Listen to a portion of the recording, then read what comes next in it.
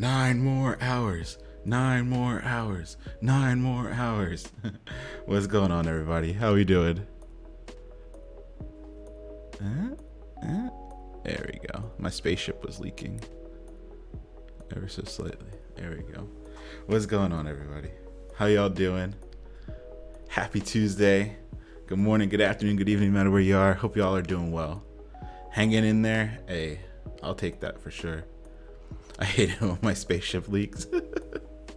So many hours. Yes, indeed, so many hours.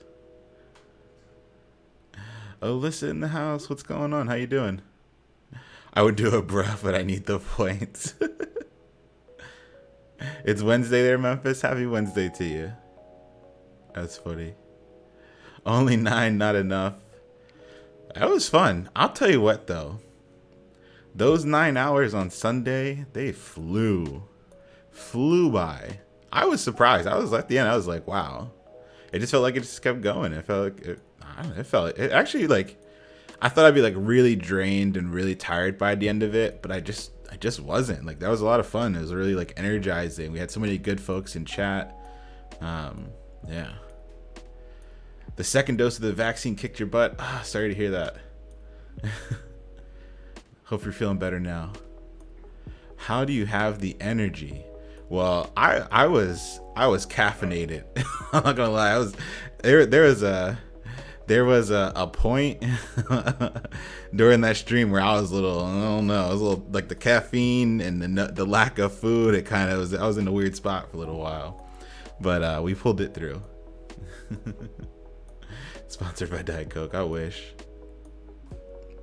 I don't think it'll be another 9 hours. I think I always like to keep like our normal class time to just like the 3, but we'll see where we're at. We'll see where we're at. I haven't had a chance to catch Sunday's review due to time zone, but I feel like I really need to. Should I spend today watching that and come back, or watch today's class after? I think maybe if you felt like you felt comfortable with the back end, hang around and hang out with us tonight.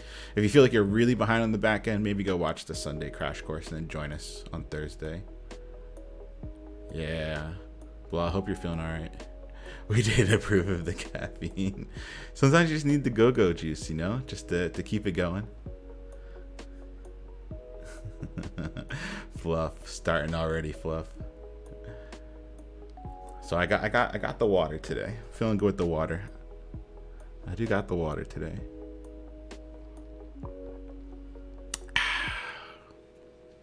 There we go.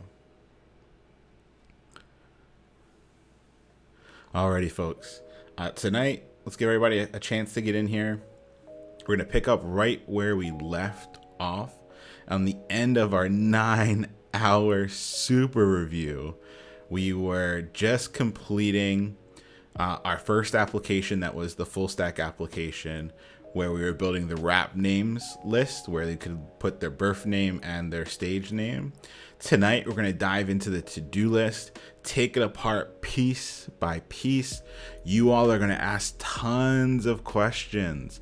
We're not going to move on unless you ask questions, right? Tonight's all about asking questions, no matter how simple or advanced you think they might be. Ask them. Let's get into them together. So that's what we're doing tonight.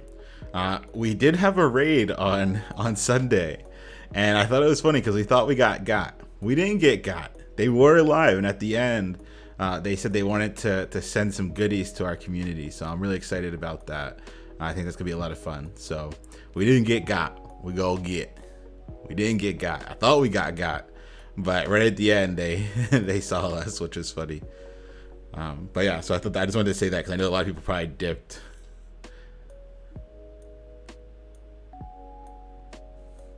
We rated Adafruit. They do a lot of like the different like electronic parts that you want to buy. So like if you want to build something with Arduino, you can get your parts from them, which is pretty cool. We were terribly gotten, but then proceeded to go get. Exactly. But tonight, more so than just continuing our back-end review, tonight is a celebration. I put out the tweet. If you haven't checked in yet, exclamation point, check in. Please check in if you want all the goodies that come our way come June. But tonight I sent it out. Sent out that tweet. I'm so excited. Over $63,000 in new clients. What? 63,000 in new clients. What? Over 23 different grassroots organizations that we've helped with by volunteering, and over 20 plus open source projects that y'all contributed to. That's wild. That's wild. That's wild. Bruh.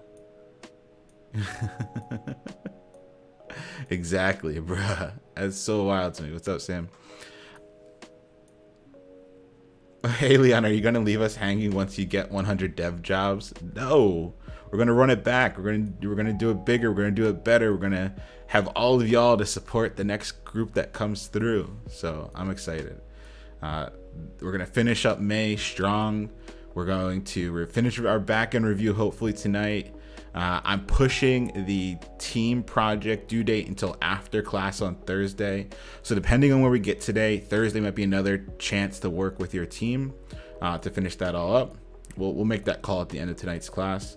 And then we're building one big project and we're jumping into React. We'll finish React strong towards the end of May. And then June is all about the hunt. Getting jobs, practicing our data structures, our algorithms, getting ready for interviewing. And so, yeah, it's going to be a lot of fun, a lot of work coming up over these next couple of weeks, but I'm excited. It was so, I just can't get over how good Sunday felt. We had so many people. We had almost the whole cohort. Like, there was like 250 plus of us. We peaked at like 340 for that stream. That was wild. For just a review. And so shout outs to y'all putting in some work for sticking around for 9 hours. That's wild. But I hope you got a lot of value out of it, and hopefully we can keep adding on to it tonight. Tonight's gonna be a little bit harder. We got a little bit more complicated code to work through, but we're really gonna try and take it piece by piece, continue on the stuff that we built on Sunday, and keep going.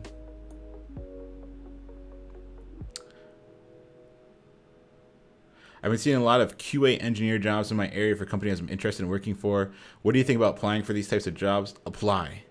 Always get offers. No matter if it's tangential, apply.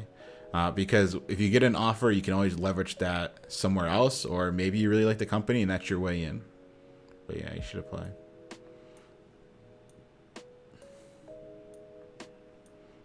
Alrighty, folks. Let me go ahead and make sure, yep, I told everybody we're live. I'm gonna go to little Leon here.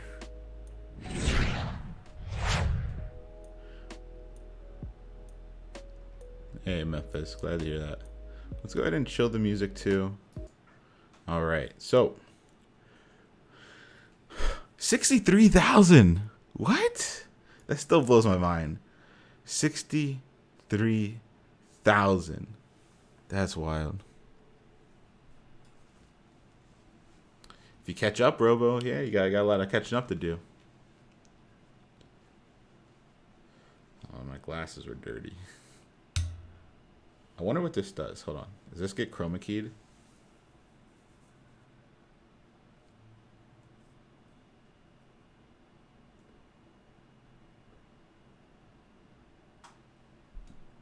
It does get chroma keyed. Hold on. The disappearing mic. It's a green microfiber cloth, and I guess it gets chroma keyed. That's hilarious. I'll do magic tricks in between breaks. There you go. Alrighty, so we did the rap names. Tonight it's time to get into the to-do list.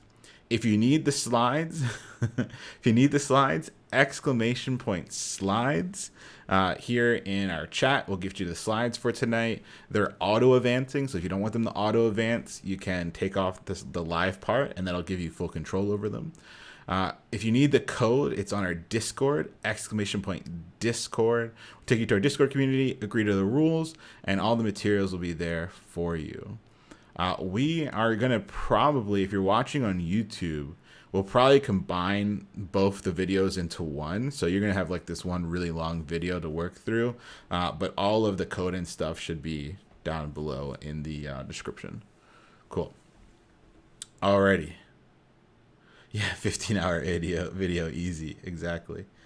Alrighty, let's keep it going. Let's jump right into it. Let's not play any games. Let's not waste any time. And we're going to build out our to-do list.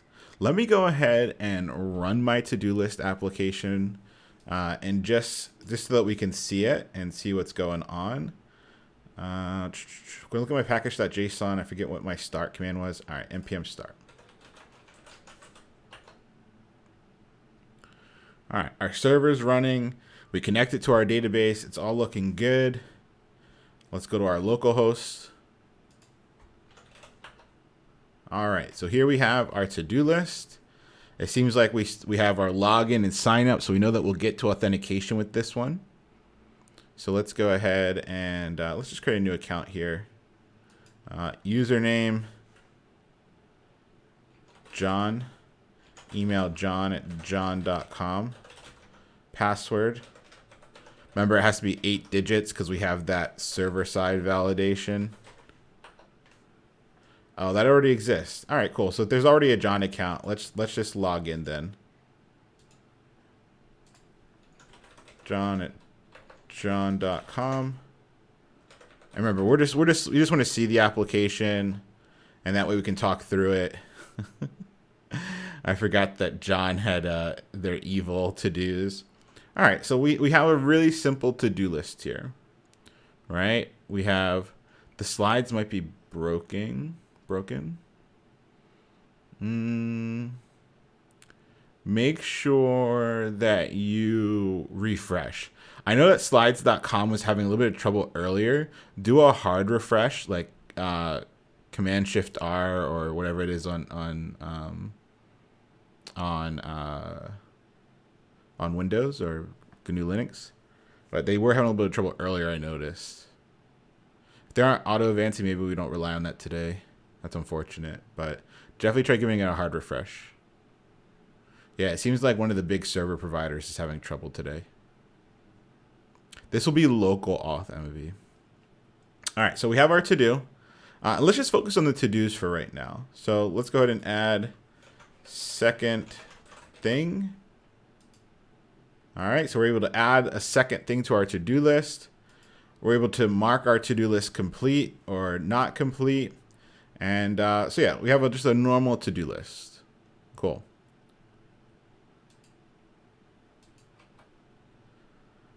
Chat. What are we doing? Remember, we're talking about CRUD operations here. Creating, reading, updating, and deleting. When it comes to this to-do list, what are we creating, chat? What are we creating?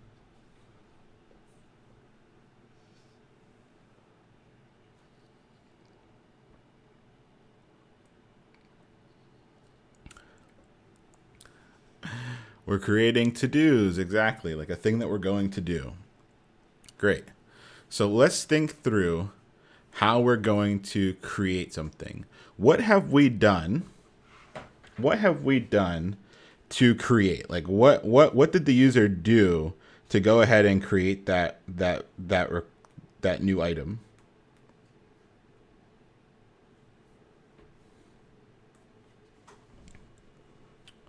Yeah, they made a post, but to get that post, they did something specific. Ah, yeah, I see some folks putting in there. Yeah, they submitted a form. So let me bring up my AstroPad here. Sorry, 1 second. Boom. Pull up my Demo Pro. There we go. So the user on the client side submitted a form. Cool. They submitted a form, and that form made what type of request to our server? Chat made what type of request to our server? Cool. That form is going to make a post. Great. and there's some code running on our server that's set up to hear that post. What's that code called? The code that's running on our server that's set up to listen for that request? Yeah, it's the API. So on our server, we have some API, like our CRUD API that's sitting there. And it heard the post. And once it heard the post, what did it do?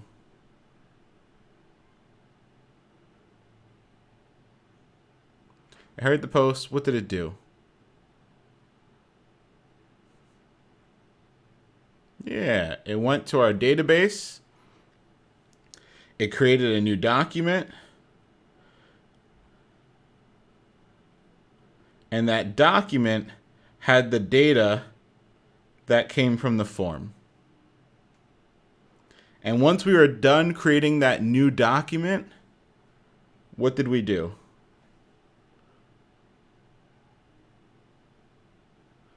We responded, but how did we respond? What did we tell it to do? Yeah, probably the redirect that we saw, right? So probably some sort of redirect.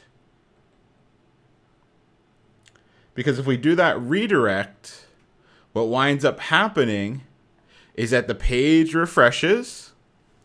And as the page refreshes, we make what type of request to our server?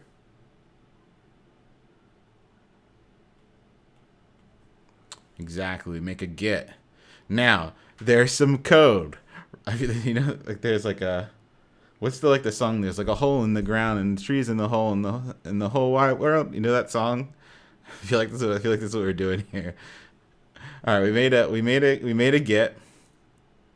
There's some code running on our server that hears that GET request. Chat, what is that code running on our server that hears that GET request? Exactly. Remember, if you're new around these parts, we're getting in our spaced repetition. We use a lot of repetition because that's how we don't forget stuff for the long haul. 100 dev sing along. All right, so there's some code running on our server. That's our API. That code's going to hear the GET. What's it going to do when it hears the GET, chat? What's it going to do?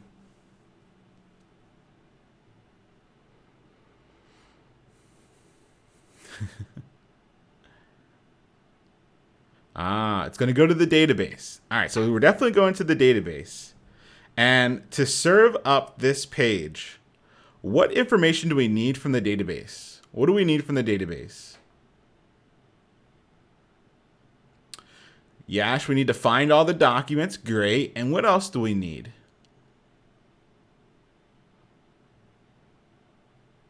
There's one other thing that's a little bit different here than what we saw on Sunday. Yeah, we need all the documents so that we can render the different to-dos. But we also need to know like how many of them are marked complete. Right? And so that's a different query to our database than we've seen before. It's not necessarily going and getting documents, but it's like using those documents to give us some sort of information. Right? The whether or not the documents are complete and like how many of them are marked complete. So we're going to go to our database and we're going to get the documents, but we're also going to go to our database and we're going to get like a count. And once we have the documents and the count, what do we do with that data, chat? What do we do with that data? Why is it evil? Because John made it. Bob's evil twin. Yeah, we're going to send all that data to the EJS. The EJS is going to use all that data to build out the to-dos and the count. And then the EJS spits out what? What does the EJS spit out?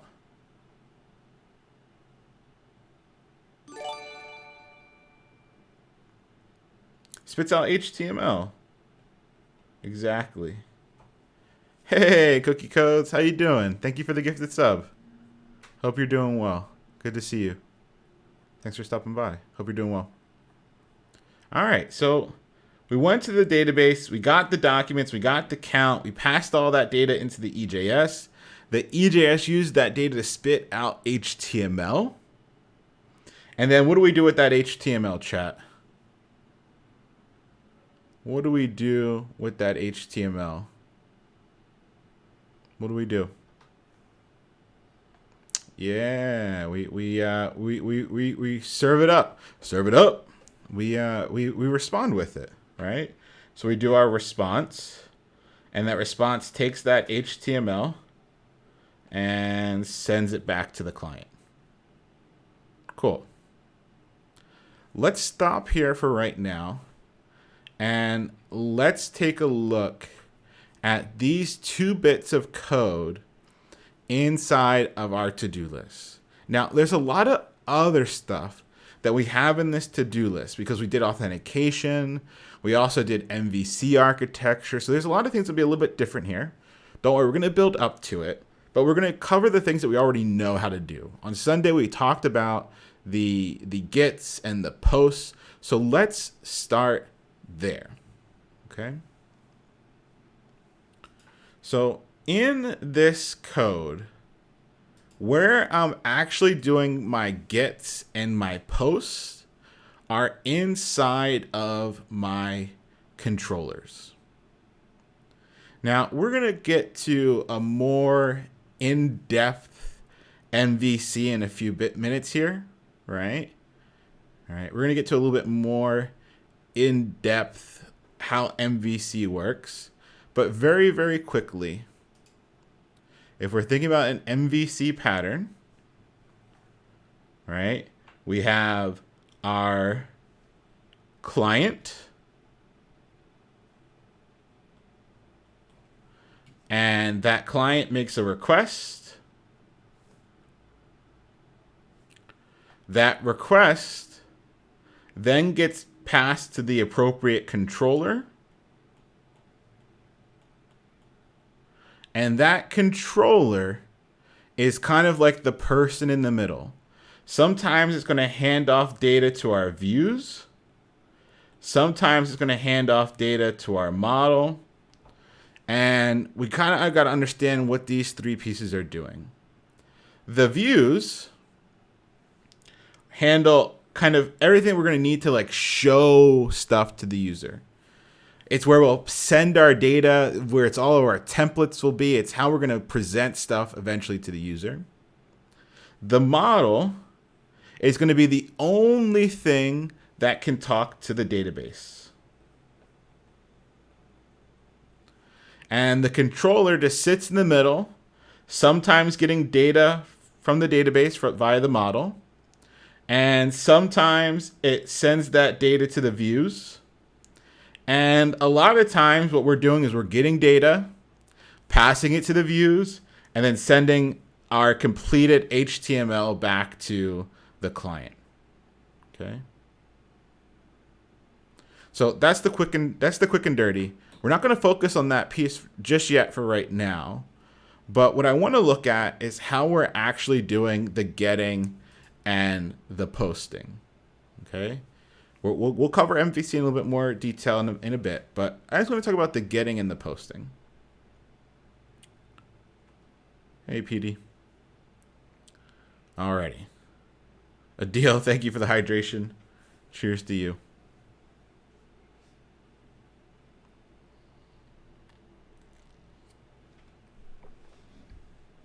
Alrighty. So here is my get. And then below is my post. Chat, what are we noticing that's a little bit different about this get syntax? What are we noticing a little different here than what we've seen before? What's it using here? Yeah, maybe. Yeah, we're using async await here. On Sunday, what were we using? It wasn't necessarily the syntactical sugar. What were we using directly? Not for the get. Yeah, we were using promises, right? We were using promises. Let's go ahead and take a look at it. PD, hey, thank you for the gifted sub. I appreciate that. Thank you so much. If we look at our code on Sunday, here is our get. Same thing, right? Still has the request and response property. But you can see that we're chaining some methods, and then we have a then. And whenever we see that then, our alarm bells are going off. Promise, promise, promise, promise, promise, right? So we know that the newer, the more modern, the sleeker, the looks so good syntax for these promises is async await. So all I did here is take this same idea, but async await it. So let's go back and take a look. We still have our request and our response. I shortened it to rec and res just because that's what you're going to see most of the time. It's just shorter than typing out request and response. But that's all it is the request and the response. And here I have two awaits. And look how clean this looks. Look how clean. Instead of doing db.collection.find, right, and having that chain, instead of having that big chain, I'm going to pull up the chain one more time.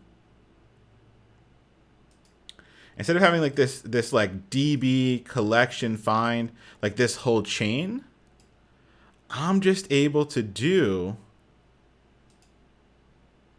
await and then what I'm finding.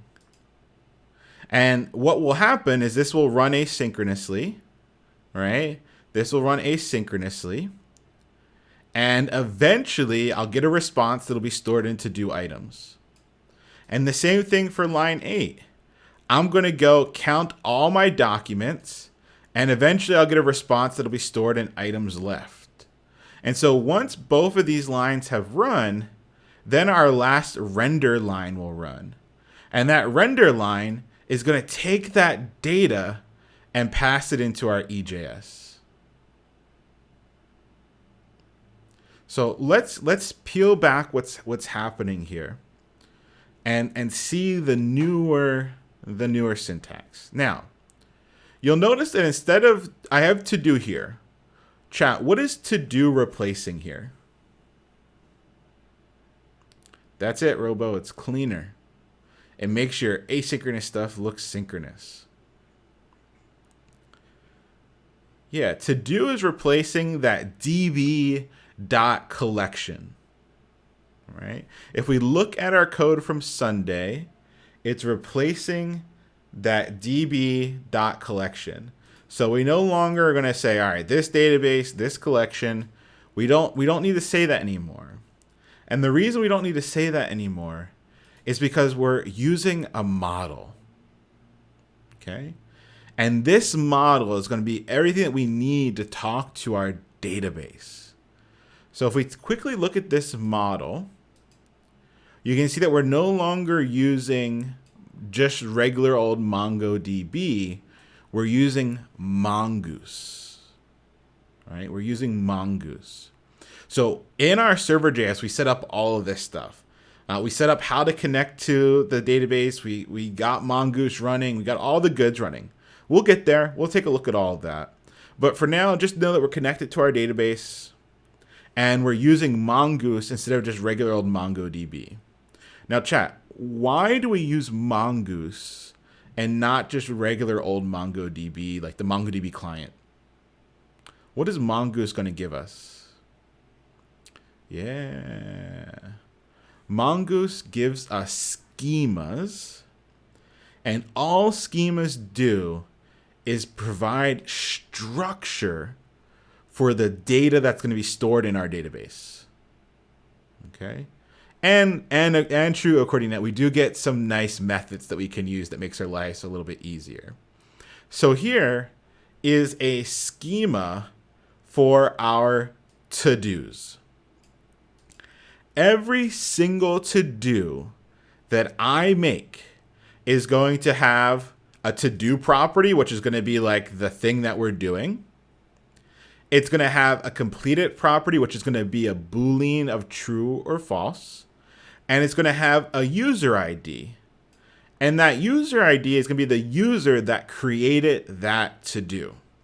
So now, whenever I am creating a to-do that will find its way into my Mongo database, like if I look at my Mongo database,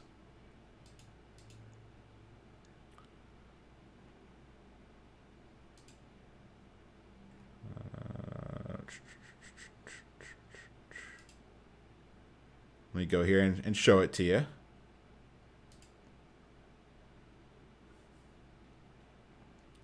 Every single to-do, all right, if we go to to-dos, every single to-do is going to have a to-do property, a completed property, and a user ID property. And I don't have to guess what the data is going to look like, because since we're using Mongoose, we now have schemas. And schemas give us the structure of the data that's going into our database. This is an overwhelmingly powerful idea, because what we saw on Sunday is that if I'm not using a schema, I can go ahead and insert a document that has anything in it that I want. So like if I'm working with other developers and I just don't care, I can come in here and be like, coolest kid, and hard code it to be Leon. Right? Now whenever somebody creates a wrapper on this application, right? Every single document's going to have this coolest kid Leon property. This is an overwhelmingly bad idea, right? That it's so flexible, right? That it's so flexible that I that I can just plug in anything I want. And so this can cause a lot of problems as you start to develop out larger and larger applications. And when you start to work with other developers, right? So the beauty of Mongo is that it's flexible. The curse of Mongo is that it's flexible. So to get around this, let me delete this. To get around this, we're going to use schemas, right? We're going to use schemas, right? We'll get there, Yash. Don't worry. We'll get there. We're going to use schemas. And the reason we're going to use schemas is because, chat, if I want to know what the code in my database looks like, do I need access to the database? Let's think about this. You're working on a really big engineering team. You're brand new. Do they want to give you the login credentials to the database? No. They're not going to give you login credentials to the database. You're not going to be able to go on Mongo Atlas and be like, oh, I see what you're doing here. No. But where can you go so that you know what data is going into your application and what data is going into your Mongo database? Where can you go? Yeah. You can go to this model file. You can go to this to-do model and look at the schema. All right. Now, just by looking at this model, just by looking at this schema, I know that every to-do is going to have a to-do property, a completed property, and a user ID. I can use that to my advantage now. I now know how to create my EJS because I know the properties that should be in my EJS. I now know how to build out my controllers better because I know the type of data I'm putting in. Right? All this stuff becomes way easier when we're using schemas and models because we don't have to guess about what's going into the database, right? And we don't need to get caught up to speed. One of the very first things I do with any big project that I take over is I immediately go and look at the models. All right, what data are we dealing with here? What's going into the database? What are the things that this application cares about? All right. And if we set up our models correctly, it's very easy to figure out, oh, okay, this is what we're keeping track of. This is what we're working with. Yeah. Do other databases use similar model schemas? So we're talking about NoSQL right now. So MongoDB is a very specific type of database that uses documents. We'll eventually see another type of database called Postgres. And yes, there are ways to have similar ideas of like a schema and things like that, even if you're using different types of databases. My current job is scary like that. Any 15 of us could wipe out an entire database in a snap. Oh no. Yeah. Cool. So we saw the to-dos here. Let's go back and look at our controller. All right. Let's go ahead and look at our controller again. So now, whenever we are trying to like load this to-do page, right? We're here on this page, we refresh. I've refreshed. So I made what type of request, chat? I just refreshed. What type of request have I made? I've made a get, exactly. So the bit of code in my controller that handles the get is right here. Okay. And what we're doing is we're using the to-do model. Look, I required my models to do. And if I look at my to-dos model, you can see at the very end, it exports a Mongoose model. So you can see I have a Mongoose model called to-do. And it's using the to-do schema. This is a weird step, but all this file does, all this model does is exports this to-do model, right? You can see the name to-do. And this to-do model is using this schema, to-do schema, right? It's using this schema. So whenever I require this file, right? And that's what we're seeing in the controllers. I went into the models folder and I required the to-do file. Whenever I require this file, I'm requiring that Mongoose model. And that Mongoose model has two really powerful things going for it. That Mongoose model knows how to talk to the database, and it's using that schema that we've all agreed upon. So now, wherever I see to do, I know that I'm talking to my database and I'm using that schema. What does it mean by export? Where is it exporting to? So what we're seeing in a lot of our node files is that the way that we use these files across other files and across folders is that a lot of our files are going to be exporting. So you could think of them as spitting something out. So this model file spits out a Mongoose model. So this whole file, its whole purpose is to spit out a model. You can then require that model wherever you want. So here I'm requiring that model, which means I'm grabbing whatever is being spit out of that file. A lot of times you're spitting out either functions or you're spitting out individual variables. In this case, we're spitting out a Mongoose model. So whenever we see export, it's just a way of saying like this file gives you something and you can ask for that thing by requiring it. That's all.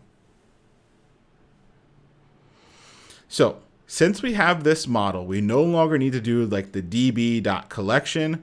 All that's being handled by Mongoose for us now. So we hear that GET request and we go to our to-dos collection, right, in our database, and we find all the documents where what is true. What am I doing here, chat? What am I doing on this line? What am I trying to do here? Exactly. We're exporting and then we're requiring that export. So we're getting it. What are we doing on this line 7 here? We're definitely talking to our database. Yep, we're using the model to go talk to our database. And exactly. If I got rid of this, chat, if I got rid of this, what is line 7 giving me? What would line 7 give me? In fact, let's save this and see what happens. Let's save this. Let's refresh.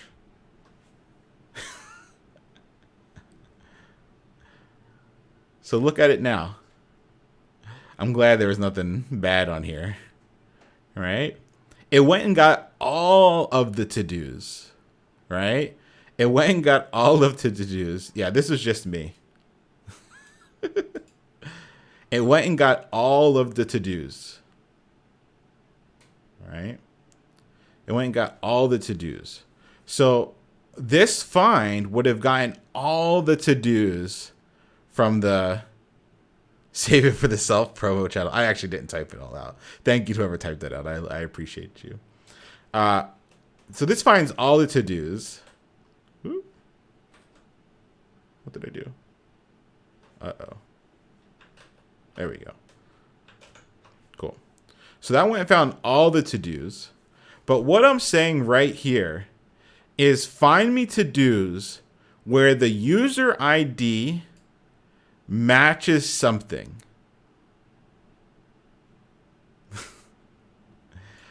Find me to-dos where the user ID. Let's look at our to-do model again. Hold on. Let's take a look at our to-dos model. All right, our to-dos model has a user ID property. So we know that every single to-do has a user ID.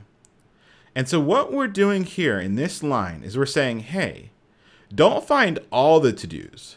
Just find the to-dos where the user ID matches the person that's logged in. Rec.userid is the ID of the logged in user. Don't worry, we'll get into authentication. We'll get into how do we have logged in users and all that fun stuff in a bit. But right now is what we're saying. We're saying, hey, don't go to find all the documents. Find me the documents where the user ID matches the logged in user. And so that's why when I save this up and I go back and I refresh, now we're only seeing John's to-dos because John is the one that is logged in. And since they are logged in, I'm only grabbing their to-dos.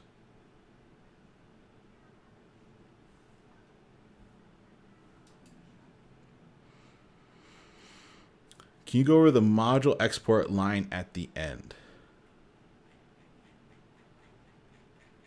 You mean like this one? So here's the thing. How do files talk to each other? That's the thing we gotta think about. How do our files talk to each other? How can I grab stuff from one file and use it in a different file? That's all magic. That's all the exporting is doing. The exporting says, hey, this file gives you this information, right? So we can export that information and then we can require it somewhere else. So this file exports all of these methods, right? If you look, you can see that this right here. What are we exporting here? Chat, can you see what we're exporting? Take a peek. Booty Liquor, thank you for the posture check. Let me get in here. It's funny because my shirt has it's my tour shirt, so it's all green and it gets a chroma keyed out. What are we exporting here? Take a close look. Yep, it's an object. Look. It's an object. Curly brace opens. Curly brace closes. We are exporting an object. That makes get to-dos, because get to-dos is the property here. It's set equal to a function. So that means that get to-dos, create to-do, mark complete, mark incomplete, delete to-do. Since these are all functions, that makes get to-dos, create to-dos, all of them are what? Come on, chat. Get those fingers going. I know you know it. Throw it in chat for me. Yeah, they're methods. They're all methods. So the interesting thing is that we know that since this is exporting, since we're exporting all this stuff, what do we know about this stuff?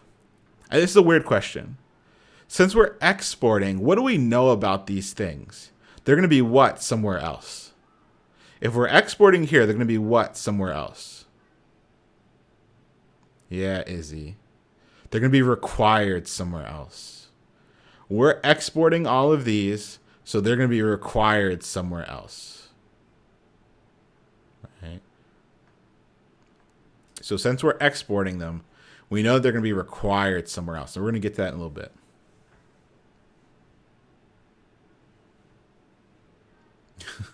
Thanks, Tech. Alrighty. Cool. Next one we got here, chat.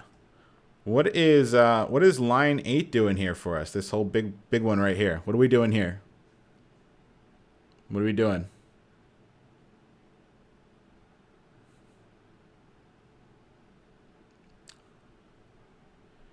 Yeah, we're count documents.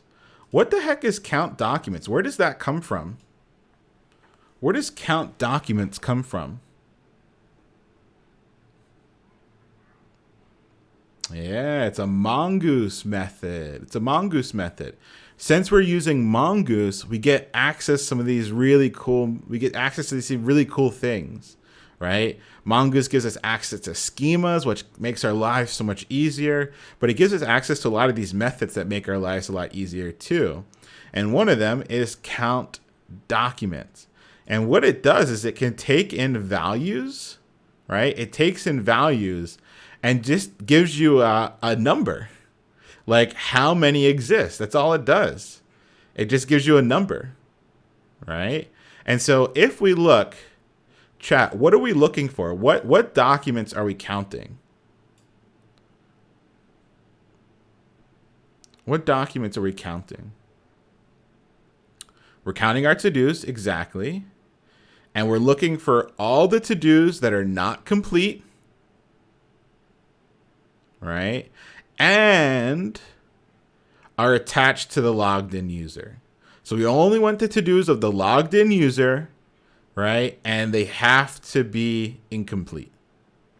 And so that's what we're doing here. We're going to go, hey, go to our to-dos, count all the documents that belong to John, because John's the logged in user, and only count them if they are not complete.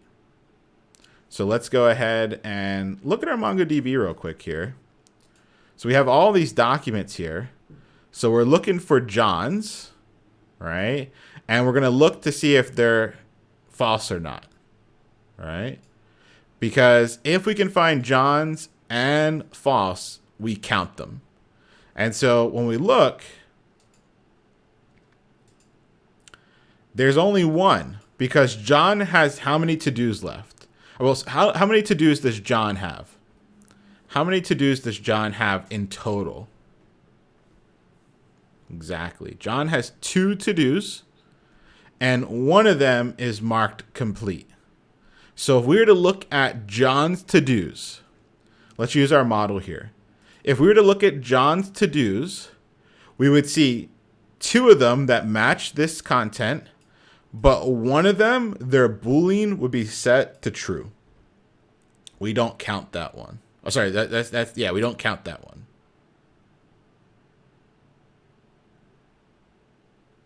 We only want the ones where the completed was false.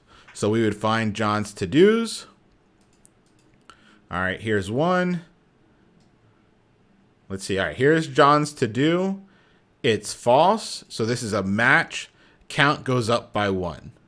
We look for their next to-do, and it's going to be marked true somewhere. I don't know where it is. We have to find it, but it's marked true, so we don't count it. So what we wind up with, if we look at our controller, is to-do items is holding 2 to-dos, and items left is holding what, chat? What is items left holding?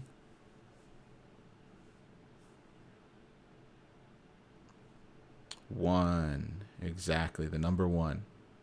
Cool. So now we have our 2 to-dos. We have the number 1.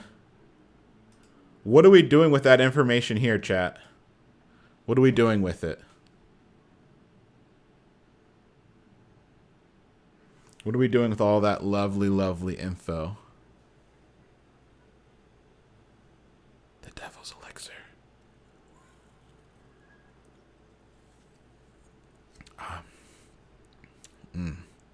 Go-go juice. You know what? It's not the devil's elixir, but it'll do. I can't believe it. Yeah, it's sending it all to the EJS. It's in the game, right? So we're sending both the to-dos. That's what to-do items is, right? Like, hold on, let's match them. To-do items is both of the to-dos. Left is items left, so that's 1. And then we're sending the logged in user. Right? So we're sending in 2 to-dos, the number 1, and the logged in user that is John. So wherever I see to-dos in my EJS, it's the 2 to-dos. Wherever I see left in my EJS, it's the number 1. And wherever I see user in my EJS, it's John's information. Cool.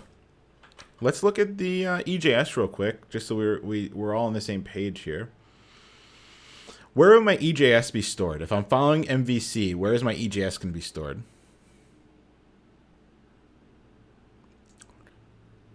Views from the 6. Cool. So I have this to-dos EJS, and you can see that we're using it.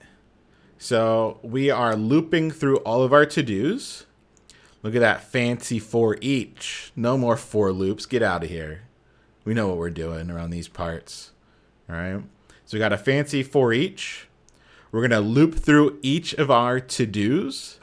Each of our to-dos is going to be stored in the the parameter EL, short for element. All right. So the first time we go through, we build out that first LI, and we did something a little different here.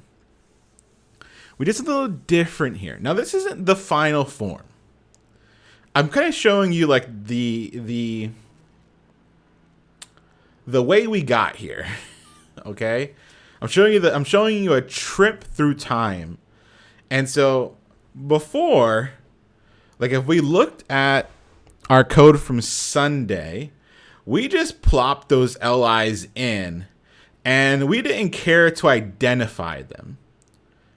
But the problem was when it came time to know which one we were clicking on, we didn't know which one we were clicking on. We didn't know which trash can, which thumbs up we were clicking on, right?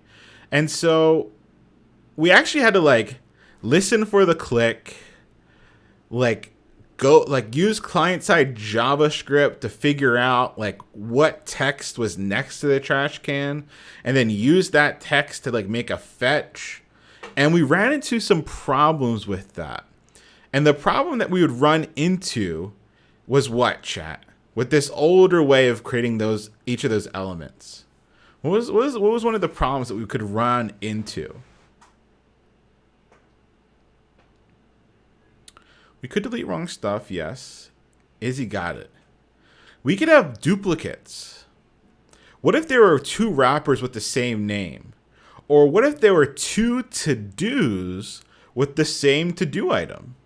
How can we differentiate between the 2 to-dos? And so before, we didn't really have a solution to that. Right? We didn't really know how to do that. So the next step people took to kind of start handling this was we know something very unique.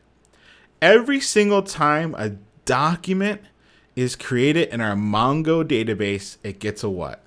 Folks are already kind of throwing it up there. Yeah, it gets an ID.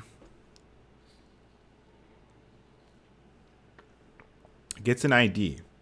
And so what I'm doing here is when I'm building out my LI, I am using the data properties we got with HTML5, right, to plug in that unique ID for the to-do, right?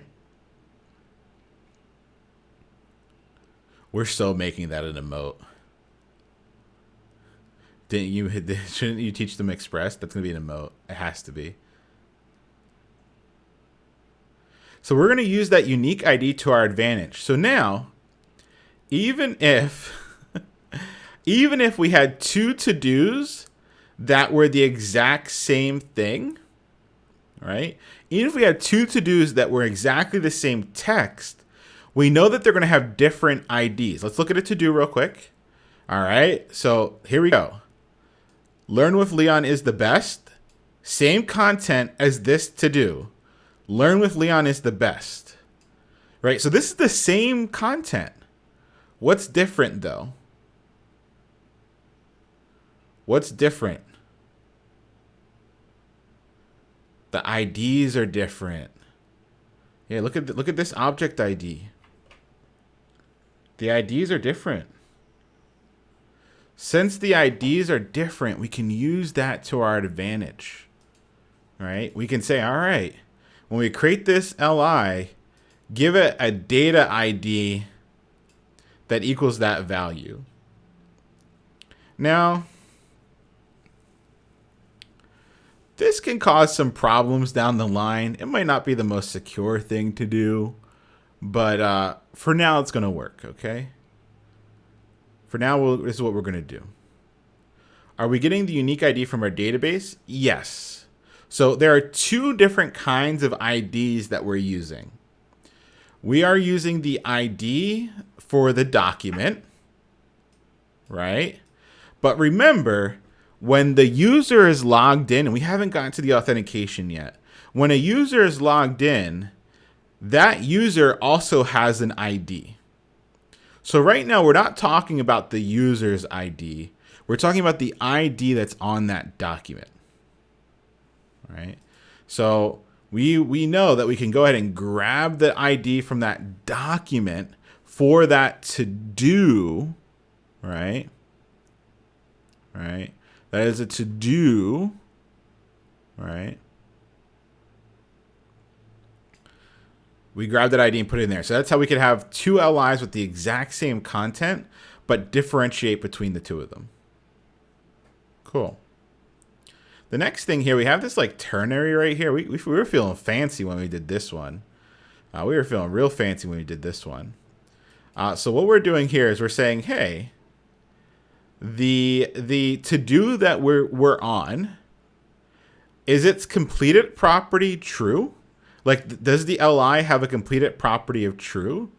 Because if it has a completed property of true, then we're going to give it a class of complete. Is it possible for two database IDs to be the same? No. Maybe you could like hard code it, but MongoDB will always give you unique IDs. And that's the beauty of it. That's how we can start to do more powerful stuff. Yeah. Cool. So here what we're saying is, all right, we're going to give it a class, and we just plug this ternary into the class. This is some fancy stuff here. Whew. So what we're saying is, hey, is the to-do completed property? Is that completed property true? So like if we look, is its completed property true? And so in this case, is the completed property true? No, that would be false. So if it was true, it would have been completed. If it's false, it would be not. So this whole line, like this whole ternary, this evaluates to not.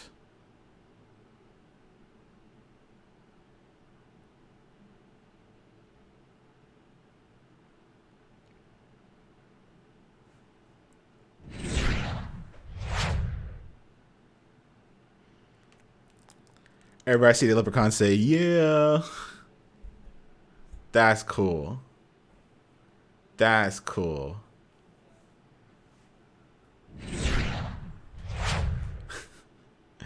And so if let's say that it was true, like the completed property was equal to true, then this whole line would evaluate to completed. And what that does is it winds up giving us a complete or a not class inside of here. And the reason why we want the complete or not class is because if we look at our CSS, where's my public folder? You can see that the completed class gives us the color of gray and the decoration of line through. And the not class just gives us an underline. Finally started using ternaries for my code wars. Hey, Kat, that's awesome. Memphis with the hydration. Cheers to you. Thank you for the hydration. All right. And so the cool thing here is with that ternary, we can have these classes that give our to-do list style. So is it that line through with the completed class, or is it the underline with the not class? And if we actually like inspect, you can see that it has the class of not, which is cool.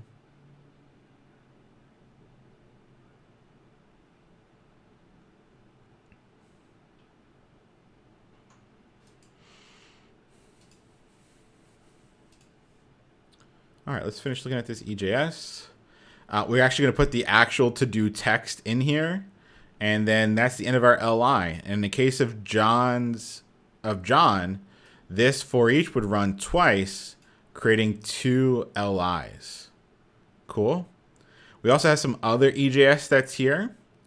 We're using that logged in user to grab the username of the logged in user. And we're using that left value to grab the number of things that are left to do. Because if we look at our controller, we passed in to-dos, left, and user. And so the cool thing is we know that left is just a singular value holding the number 1. So that's why we have the equal sign. It's just like a variable, right? And so whenever you have just like a regular variable, you put the equal sign in your EJS. So that's how I'm able to get, all right, the username has 1 things left to do. And we could probably even get fancy and put like a ternary in here if we wanted to, so that we could have the S or not have the S, but let's not get too fancy here.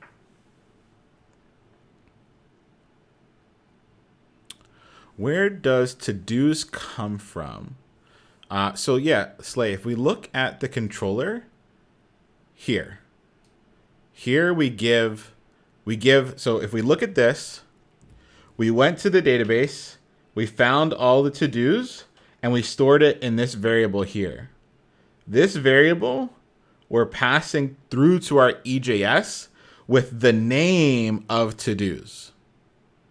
The other thing we did is we went to our database, we counted all of our documents, stored it in the name items left.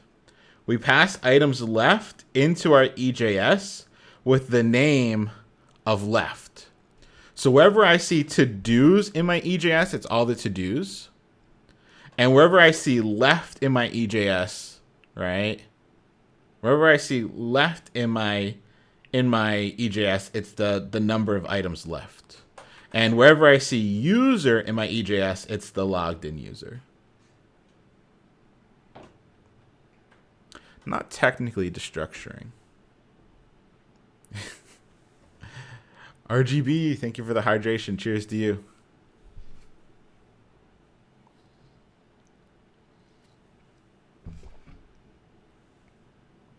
No worries, Slay.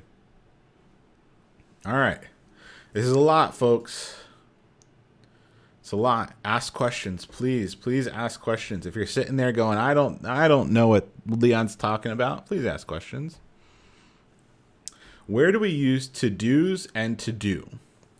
To-dos, look, we're passing that into our EJS, right? So we're going to use to-dos in our EJS. And to-do is what we use to talk to our database. To-do comes from our model. And the model has all the information on how to talk to the database. So wherever you see like capital T to-do, and typically wherever you see the capital letters, that's going to be a model if it has a capital letter. So that's how we talk to our database.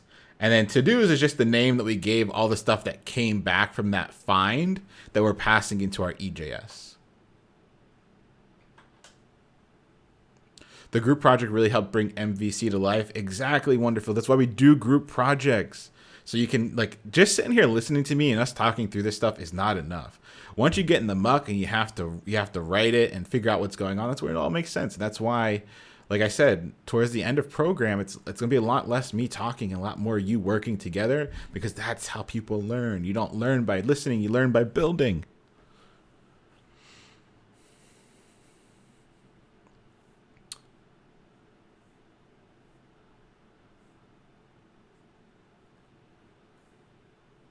Project and now review is really helping cement this for me. It's great. It's good to hear. That's why we're here. Is there any link between what we call our model and what our collection gets called in MongoDB? Yes. So let's look at MongoDB real quick.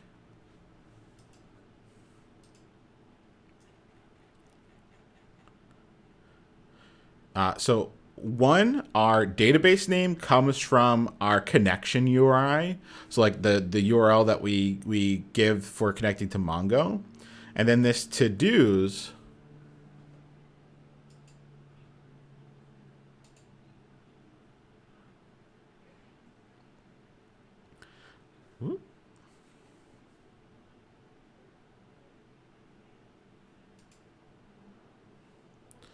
the to-dos comes from when we connect.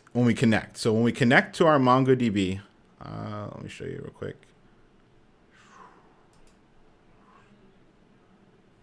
We have our connection to our DB. We have our database file. One second. Config. Where's my config? Here we go. Our database JS. This is all of our connection stuff. You can see that it's using the DB string, right? And if we look at our DB string, which is only tied to my IP address at the moment, which is not really my IP address, it's my VPN.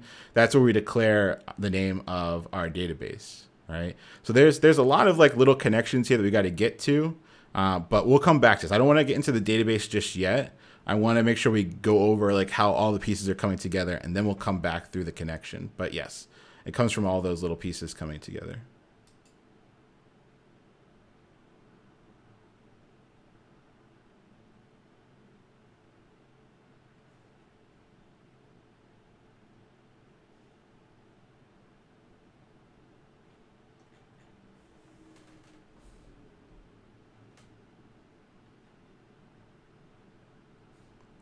So what do you do? Replace my first database with DB name? Exactly what I do, yeah. When will we use the equal sign in the EJS syntax? Whenever you're trying to get a singular value. Whenever you're trying to get a singular value, that's when you use the equal sign. So if we look, here we go. Left just is holding the value of 1. So that's why I use the equal sign. It's not a code block, right? So here's like a block of code. Here I'm trying to like do some like JavaScripts. And so when I'm trying to do a block of code, I do the without the equal sign. But when I just want like a singular value or a variable, I use the equal sign. So code block versus singular value. Excuse me.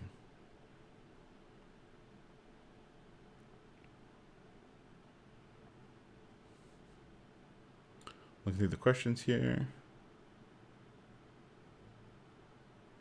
Can you break down the model export line into do's.js?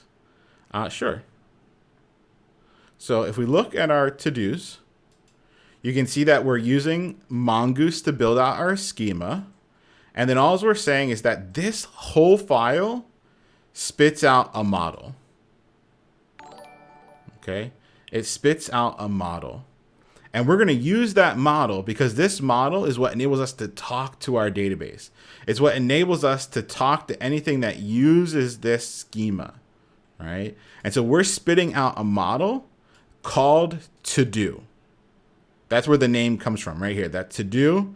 And it's using this schema, which we declared up here. So this whole schema is called to-do. And so if you require this file, you get this model. And that's what we're using inside of our controller. Our controller, right? Our controller is requiring this to do, that model. And now wherever I see to do, it's Mongoose, right? It's Mongoose All right. That's enabling it to talk to my database and talk to any of the collections that are made from that model. Yeah. Cookie Codes. Hey, thank you for the 5 months. I appreciate that. Thank you so much. Spending all of Bezos's money. All right. Where are we at time-wise? Let me see. All right. We're at the top of the hour, folks.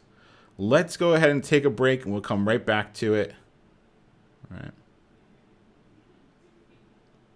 All right, folks, come on back in 5 minutes. We're going to put up the timer here.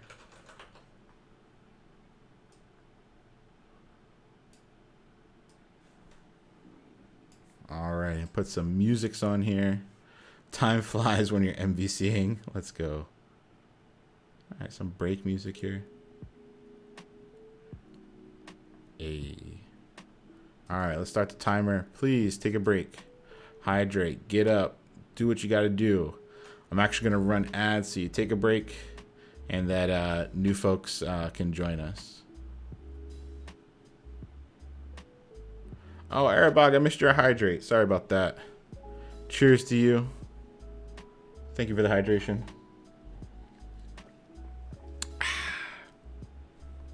Let me go ahead and run these ads real quick. See you all in 3 minutes. Will, thank you for the 6 months. Is this a chill hop playlist? This is Stream Beats by Harris Heller. It's all free music that you can play on stream without getting DMCA'd. And so I just went and picked a bunch of the cool ones that I really liked. What is the coolest thing, your favorite thing that you've built with code? My first company, Social Sci, we helped thousands of universities power their academic research. We had hundreds of research papers that were made from the code that we wrote. So definitely that. Fox with the hydration, Will with the hydration, Memphis with the hydration. Cheers to y'all.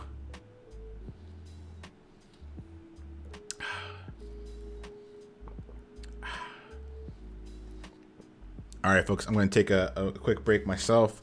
Burb, you got 3 minutes. Please, please, please, if you're able, get up, take a break, hydrate, do what you got to do. See you in a second.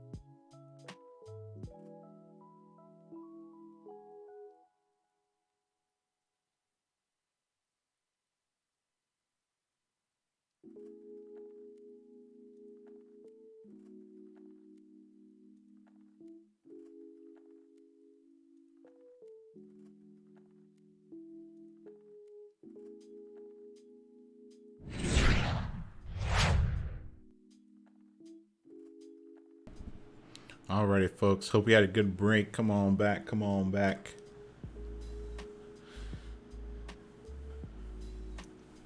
Missed some things here real quick. 1 second. Robo, thank you for the 200 bits. I appreciate that. And Memphis, thank you for the hydration. Let me get that in here.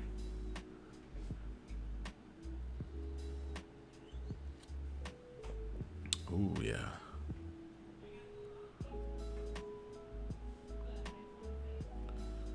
Let's get that hype train going. We hit it. We're on a level 2. I appreciate that. Thank you, everybody.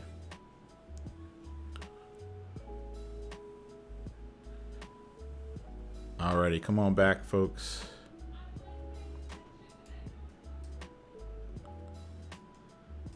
Slide this over. Kind of off topic. I'm struggling hard to keep up with college. I'm thinking about dropping out and focusing 100% on learning web development and skills that are useful and can land me a job right now. Any advice? If you're not paying for college, stay. If you're paying out the butt, leave.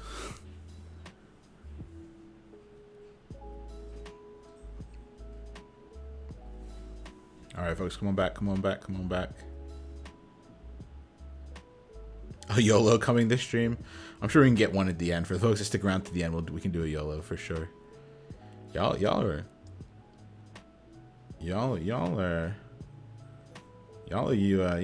feeding for some of these YOLOs here. I'm getting all these DMs. Can we get a YOLO? All right, folks.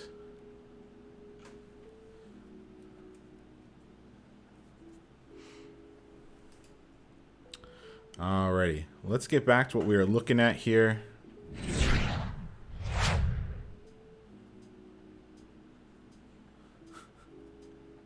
We're trying to gamble for that OnlyFans. Let's go. I got the hot tub. It's coming. I didn't buy a hot tub yet, but if I make the OnlyFans, I'm definitely getting a hot tub. Do some hot tub streams. Get that sweet, sweet Twitch money.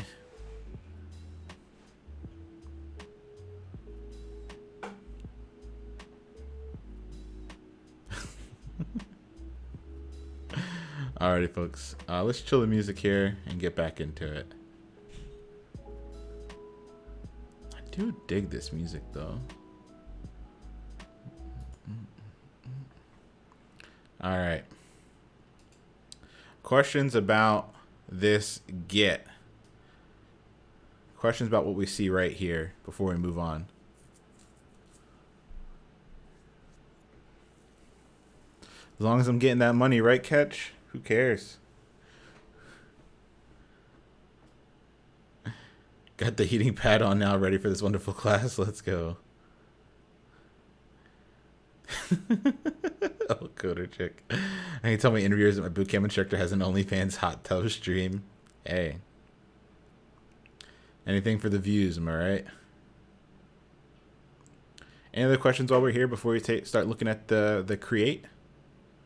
Like I said, tonight's about asking questions. Sunday was about asking questions. Please don't sit there. Things aren't making sense. Ask questions.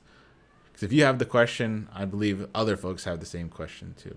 Is this still CRUD? Yeah, it's still CRUD. Yep, it's exactly still CRUD. It's the creating. Right now we're doing the reading, right? This is the get is the reading here. In terms of making the object key value pairs, it's just for ease of use. Yep, it's just so that we have a name when we pass them to our EJS. Just so that we have a name that we can use when we're inside of our EJS. You said the ID wasn't the most secure. Why? It's not really a thing that you have to worry too much about. But let's see if you can think about what you might be able to do here.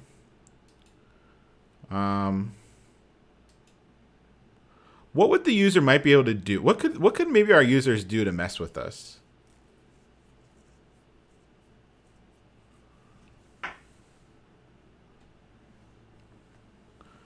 What might be possible here? Yeah, they might be able to do something like this. So let's come in here. Like I said, like, it's not something to worry about right now. It's not something you might have to worry about either later, but let's take a peek. So that ID is here.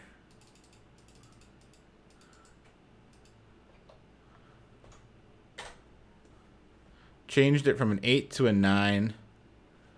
And right, does that change something if I click delete now? Right? Is that gonna hurt us? Could they do something weird with that? Right? So that's something we gotta think about. Right? Something we gotta think about.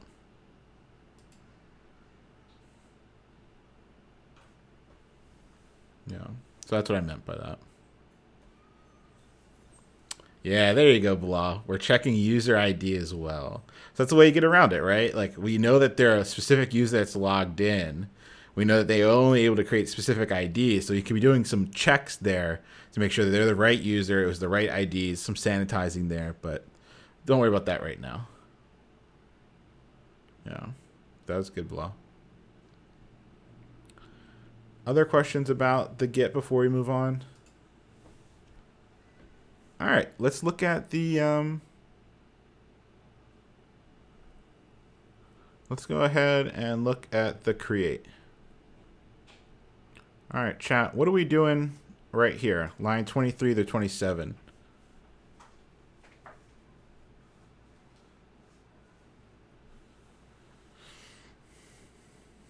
What are we doing here?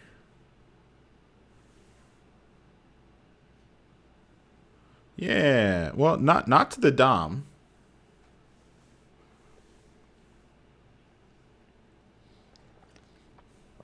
Yeah, Cross, we're adding a to-do to the collection, right? So we're using our to-do model to create a new document. What?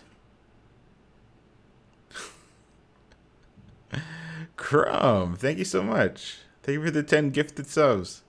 That's wild. Thank you so much. I appreciate that. What? A lot of folks got them here. Anxious, Mira, Locatus, Edward, Lon69, Skis, Syrup King, Mula, Bad Tuple, Destroyer, all got subs thanks to Crumb. Hey, I appreciate that, Crumb. Thank you for being here. Hope you're doing well. Can we get a like micro Leon emote spam for Crumb and all the folks that subbed and gifted subs today, please? I'll put mine into chat too here. I appreciate that.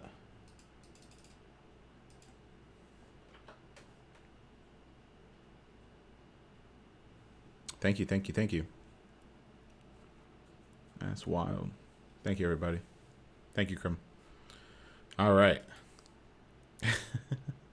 I love the spam. That's my favorite thing.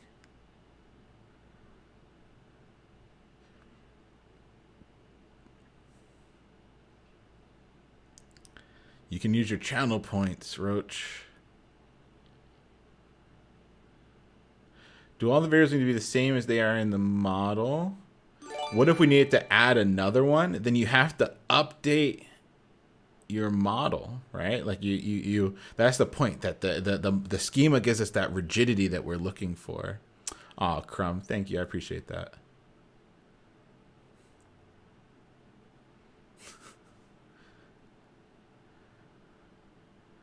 That's wild. Yeah, I appreciate that. Thank you so much, Crumb. Thank you for the gifted sub. So yeah, we're here on line 23. We are creating a new document that goes into our database. Let's try something. Let's do something weird. Let's get a little funky here. Let's go ahead and do Bossman Leon. Let's save that real quick. Let's come back to our list here. And let's enter in a to-do item. Let's enter in Bob's Revenge. We got Bob's Revenge here. Did I restart my server?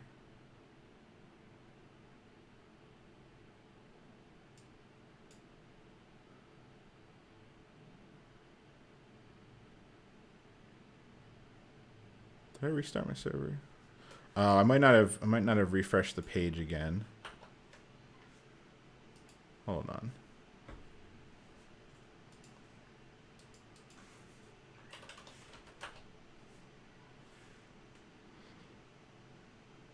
Okay.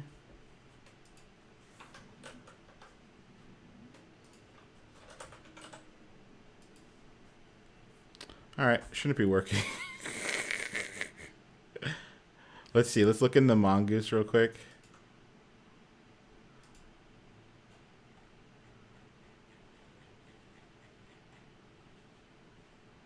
Oh, there's so many of them. Oh, I can't test. Oh, here we go. All right. So let's look at it here. Look. Did it add that value? Look. Did it add the boss man?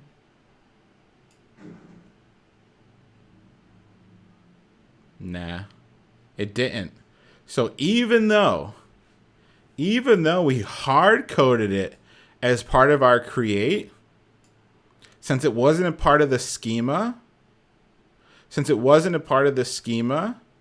it didn't make it into the Mongo database.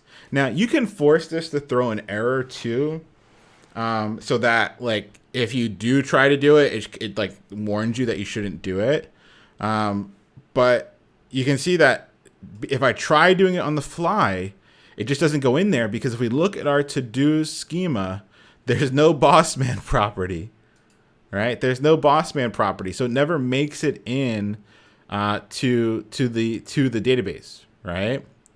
It's a Mongoose thing. Mongoose is what's giving us the schema so that we have more control about what makes it into the database. And this is huge. This is such a great feature because I don't have to worry about somebody else in my team messing this up, right? Like I know that if somebody's in here and they're mucking around, it doesn't mess with the stuff that's in my database, right? Because the only way that we can do it is through the model. So we have like this source of truth that keeps our applications more organized. Cool. So I'm just going to remove this her. There we go. Cool. Yep, because the schema model isn't included, it's ignored. Exactly. So the golden rule is don't touch the schema. Well, you can touch the schema because that's your source of truth. So everything should match that schema. Now, one of the things you might run into is like, well, what if I'm developing my application and I want to make changes to it, but my database has been running for a while. So I have lots of, you might start to have like conflicting things in your database based on the schema. So that's something you have to think about. But what I spend most of, like when I'm building out a new project, the first thing I think about is like, what's going into my model? And I spend the most time probably thinking about that than anything else when I'm first getting started. And I build that out so that I don't have to worry too much about it going forward. But that's the idea, is that for me, I start with the models almost always because it's just easy to think through. Like, what am I keeping track of? What do I care about? And then all of my stuff that's in the controller, all my views will be consuming or using that model information. Yeah.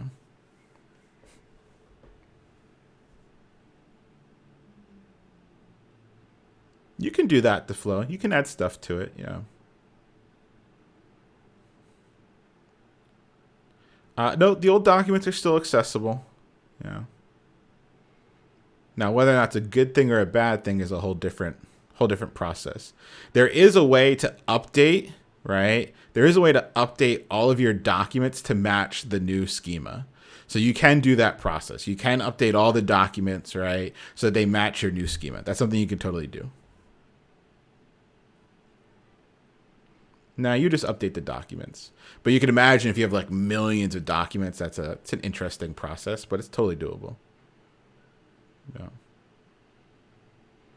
Alrighty. So what are we doing here? We are creating a to-do, and we know that the to-do property has to match the model, and it does. Complete it matches the model, and it does. And user ID matches the model, and it does. To-do, complete it, user ID. That's a match. So all this information will actually go into our database. Where are we getting rec body to do item from? Where are we getting rec body to do item from? Where's that coming from? Yeah, it's coming from the form. So if we look at our form, it has the name of to-do item, right? The name of to-do item.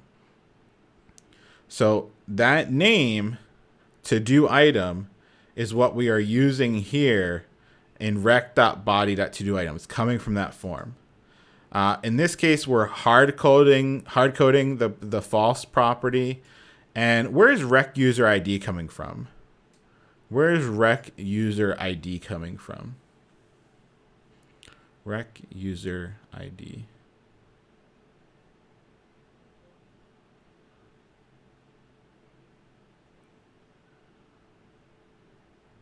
Yeah, it's coming from the logged in user. So we're going to get there. We're going to look at the authentication. We're going to understand how that all comes to be.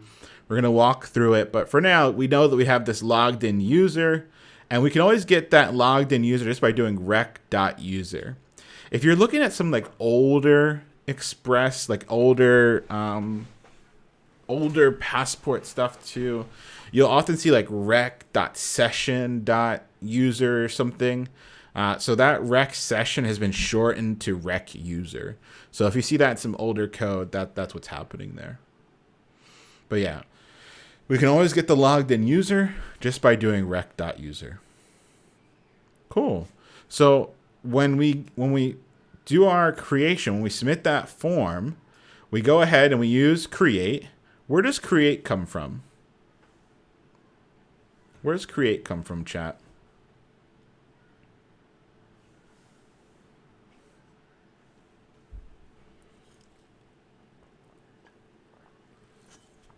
Yeah, it's a Mongoose method. So it comes from Mongoose. And it's the method that enables us to create a document in our database. Well, one of them enables us to create a document in our database. We're creating that document that matches the schema and has these values.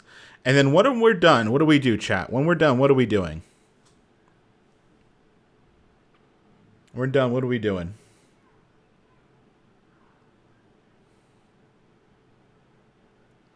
Yeah, look at it.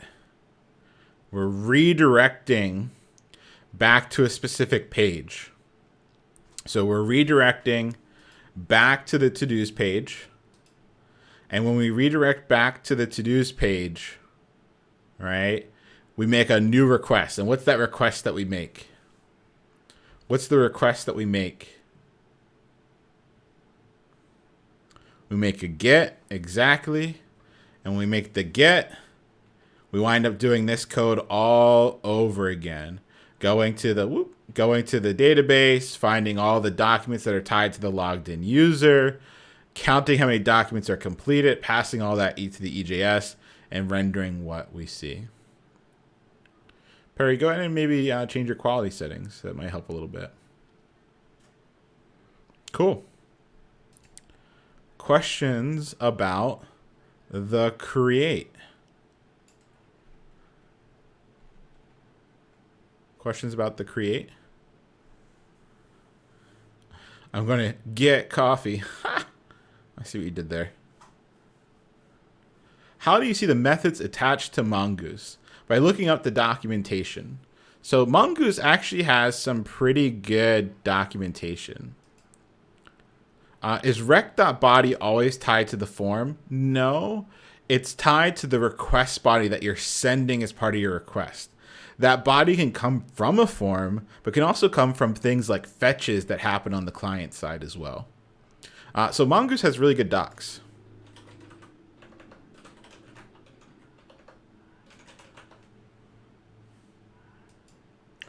And so in the Mongoose docs, it walks you through all the basics. If you want to learn more about schemas, it'll walk you through schemas. You wanna talk about models or querying. It has all the different methods you could do for querying, which I think is pretty cool. So whatever you want, you can find. Yeah, it's all here in the documentation. So I actually think Mongoose is one of those documentations that's pretty helpful for me. They give you a lot of really cool things that you might not know unless you look at the documentation, in terms of there are a lot of things that you can take in as special properties I think 3D asked this question. They asked like, where does like the to-dos name come from? Like, where does the collection name come from? And so in the model, you can actually put a collection name here. So it like takes in like another argument. If you want a special collection name, you can put it in there as an argument. And so like the only way I know that is by like looking at the docs, you know?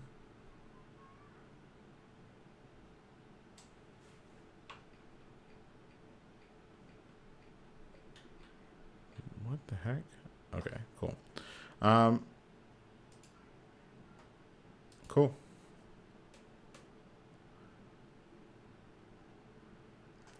How do we even know we need to use a method? I wouldn't have an idea where to start looking for something I don't know what I need. You do know what you need because you're trying to create a document. When somebody submits the form, what are you trying to do? Right? If somebody's trying to submit like a form and they're trying to create a document, you know, all right, I'm using Mongoose and I want to create a new document in my collection, So then you would do like Mongoose create document and you're going to see mongoose.create. And that's how you get there. So a lot of this has to do with like, what am I trying to do? And then throwing that into Google.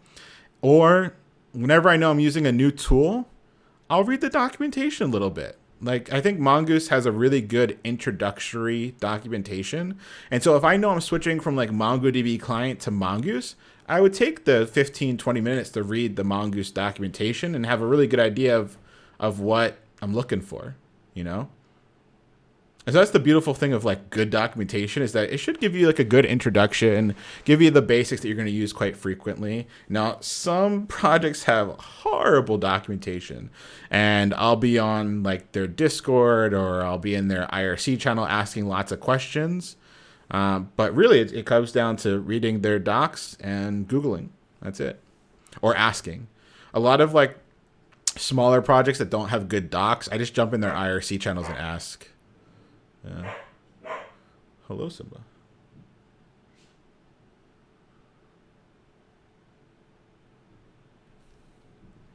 IRC is Internet Relay Chat. It is like old school chat rooms. A lot of developer projects have IRC channels. It's just like a way of like, it's just like a chat room. Yeah. I haven't set it back up. It's for special occasions. Cool. All right. Let's go ahead and step through this form. So we're here. And I'm going to create a new item. I always go Bulbasaur. That's going to be my go-to. All right. 3, 2, 1, click submit. What happened? What was the first step that happened here?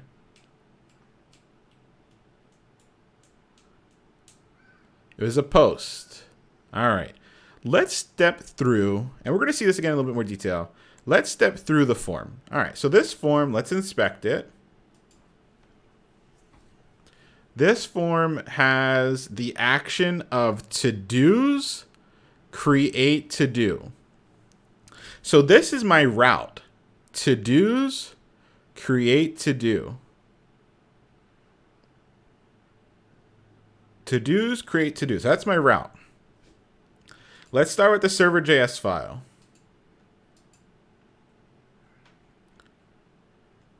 If the route is to-dos, all right. If the route is to-dos, use these routes. That's what I'm saying here. If it's to-dos, which that action was, use to-do routes. So let's look at our to-dos routes. All right. Now we're in the to-dos routes. Was it the regular route? No. Was it create to-do? Yes. It was create to-do. We are inside of the to-do routes, and it was create to-do, and it was a post. So, chat, does this route fire? Do we fire this route or no?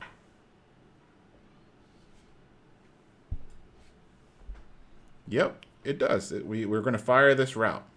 Great.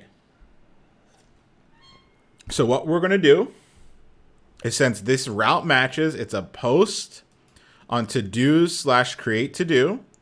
We're going to go to our to-dos controller and run the create to-do method. So let's go to our to-dos controller, create to-do method, and it's all the stuff we just talked about. The last thing we say is redirect to to-dos. All right, so that causes us to go to do a page refresh. All right, does a page refresh. All right, does a page refresh. And now with this page refresh, let's start over again. Is it a / to-dos route? Yeah, we literally just said go to / to-dos. So since it is a / to-dos route, we go to our to-dos routes. Nice. Here are all of our to-dos routes. Look how clean. Oh, so beautiful. And it's the main route. So it's this lovely /. So was it a get on the main to-dos route? Chat, will line 6 fire? Yes or no?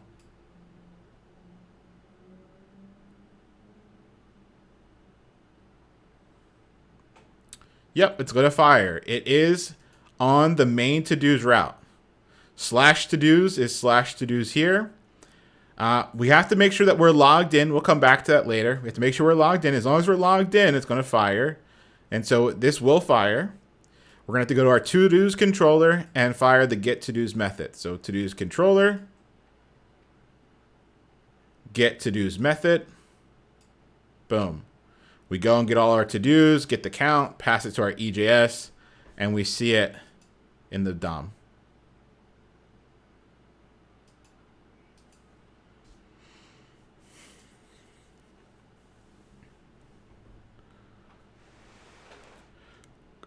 Cross asked about app.routes and router.whatever.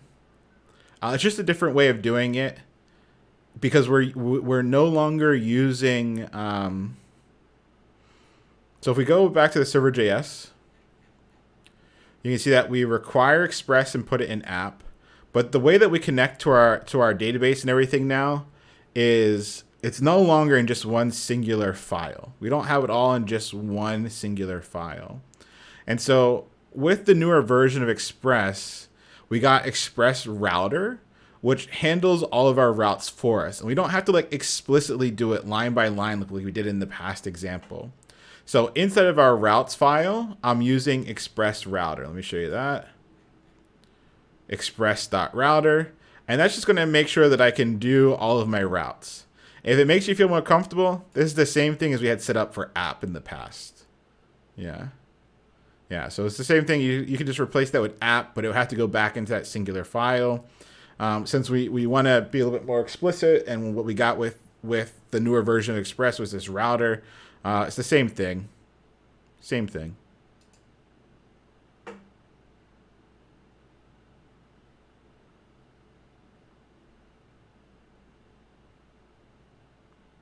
Cool.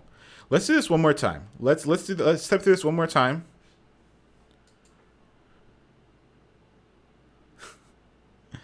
Let's go ahead and do chat. What's your favorite Pokemon? I want everyone that's here right now to put their favorite Pokemon in chat. If you don't have a favorite Pokemon, just put Pikachu. Everyone here. I'm going to wait. Oh, Dragonair's a good one. I'll wait. Go ahead. I'll wait.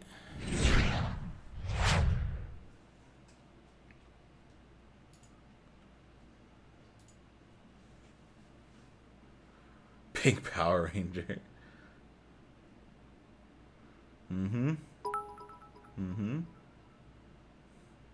Medium, thank you for the 100 bits. I'm waiting. It's not all, y'all. I gotta see like 270 plus responses here. Let's go. You sitting there right now that haven't typed it in yet, type it in. If you don't have a favorite Pokemon, type in Pikachu.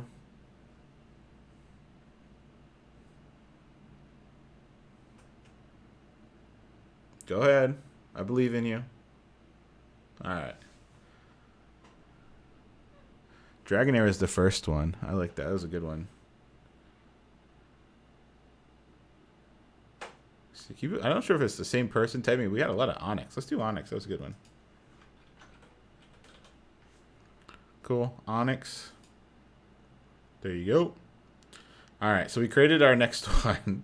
Thank you for sharing your favorite Pokemon. I appreciate that. Thank you, everyone. Ooh, Vulpix is a good one too. Gengar. Oh, Gengar is OP.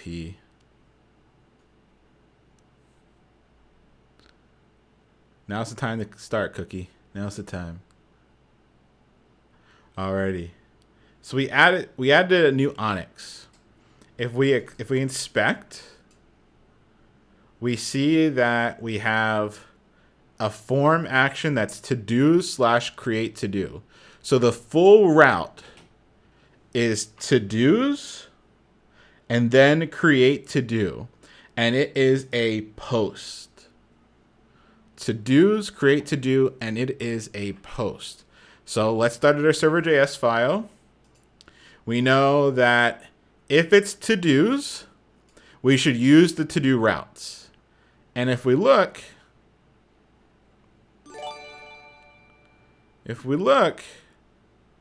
you can see that I've required that to-do routes file. So I required that to-do routes file and gave it the name to-do routes. And so since we know that that route was to-dos, we're going to use that to-do routes file. Divi, hey, thank you for the gifted sub. I appreciate that. Thank you so much. Thank you for being here. That's wild. Does Tamagotchi count as a Pokemon? If you have the Pokewalker, it does. I think I showed my my OG Pikachu walker from back in the day. It's one of my favorite things. All right. So we heard that it was a to-dos route. So we're going to go to to-dos routes. Here's that file. Cool. We can see, all right, we're in the to-dos route. So all of these are to-dos routes. So we're looking for create to-do. That's correct. And we know that it's a post. So this matches. And so since this matches, we're going to find the to-dos controller and run the create to-do method. Great. To-dos controller. Here it is. And here's the create to-do method. Boom. Why is the post capitalized in the form? It's just kind of like the standard way of doing it. I'm not sure if there's like a deeper like HTTP reason. Like maybe it's just expected that it's capitalized. I know that there is a solid reason, and I'm not sure if it used to be something that was super required and now it's just habit, or if it is still required. But yeah, it's just for me it's habit. Yeah, but for a long time I believe it was required to be capitalized. And then there's another, then there's also like the idea that we do capitalization for certain things that we haven't really talked about this yet, but capitalization signifies a lot of this. Capitalization signifies things, and for us it's signifying methods. Yep.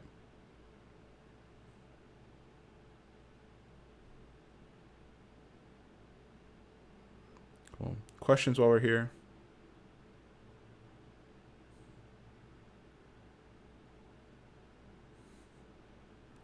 Questions.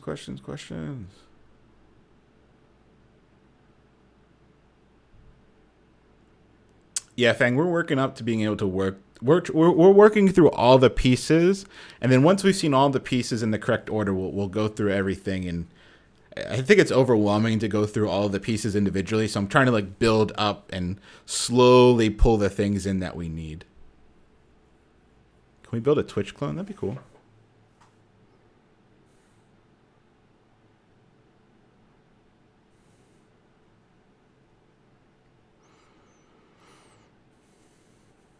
Alrighty, no more questions. Let's move on to the next piece. All right, what can we do here? Let's look at our app. Let's go to Bulbasaur and click on it. All right, once I clicked on Bulbasaur, you can see that we have 4 things left to do. 4 things left to do, and Bulbasaur is crossed out. Chat. What heard the click? What heard the click?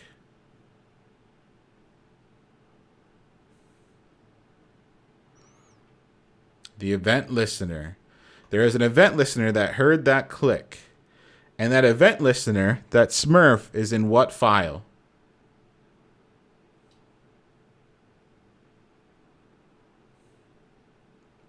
Yeah, it's in our main.js. And our main.js right now is with all of our other static files. And those static files are all in our public folder. So here's our main.js. Now, like I said, we're building up to something called method override. And then with method override, we actually don't even need this like client-side JavaScript listening for clicks anymore, which is pretty cool. So if you were digging into our binary upload boom code, you'll notice that there wasn't even a client-side JavaScript file. I did it all through method override. But we're not there yet. We're not there yet. Yeah, it was all forms, exactly. We're not there yet, though. So there's something that heard that click. And so we have 2 variables here. One for if you're clicking on a span and it has the class of not. And one for if you're clicking on a span and it has the class of completed. Right? And so the cool thing is we know that right now Bulbasaur has what class?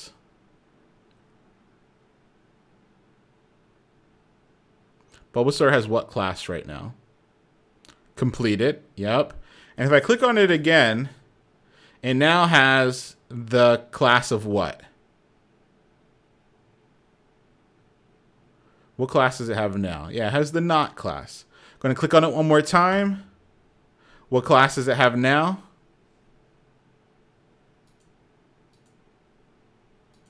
Now it has completed. Cool. So now it has the completed class.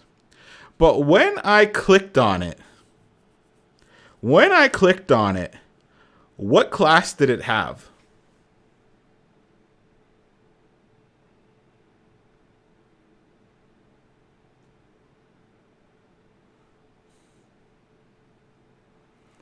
When I clicked on it, what class did it have? It had the not class, exactly. So we got to start there. Even though we saw it go fast and get completed, it wasn't completed when we clicked on it.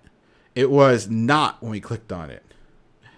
Hey, old Coder Trick, thank you for the hydration. Cheers to you. Thank you for the hydration. I'm going to start calling you OCC. OCC? It just sounds better. I like it. It's going to be a little easier. OCC. That's your new name. If you have a problem with that, let me know. So we had a not.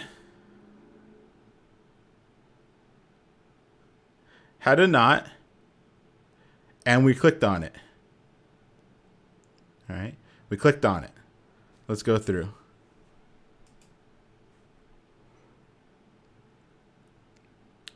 All right. So was it line 2 or line 3 that we were concerned with, chat? Line 2 or line 3 that we're concerned with? Yeah, line 2. Because the span had the not class at the moment. Cool. So then what we did is we went ahead and we added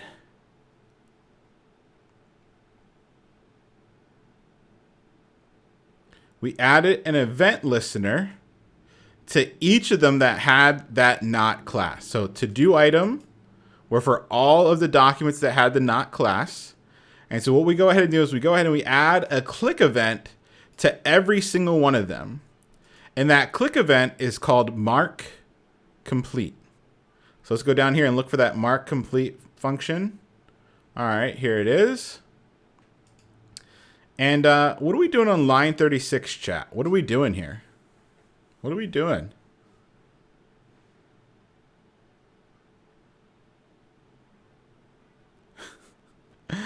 I love somebody just followed Try Vanilla JS. I love it. Such a good name. Thanks for stopping by. All right, we just clicked on it. We're going up to the parent node, and then we're looking for something that has the data set. It has a data set? What? All right, let's look at the EJS. All right, so we clicked on this span. We went up to the parent, which is the LI. Oh. And so what we notice is that this data, we could have called this whatever we wanted, right? We could have called this data zebra, right? It doesn't matter. You can call it whatever you want. But whatever you call it, it has to match that over here. So this would have been data set zebra, right? So since I called it ID, then that has to be ID. They just have to match. So what dataset does is it'll pull off any of the data attributes, all right? It'll pull off any of the data attributes. So what we're doing here is we're saying, all right, well, we clicked on the span, that was this. We went up to the LI, and we grabbed the data ID property off of that LI. So to do ID is holding, if we actually inspect it, to do ID is holding this ID, like that unique ID that we know is on every single document. So we got that unique ID. Boom, we got that unique ID. So now, with that unique ID, we can make a request to our server. We're going to make a request to to-dos mark complete, and it's going to be a put. It's going to be a put, and we're going to pass along that ID.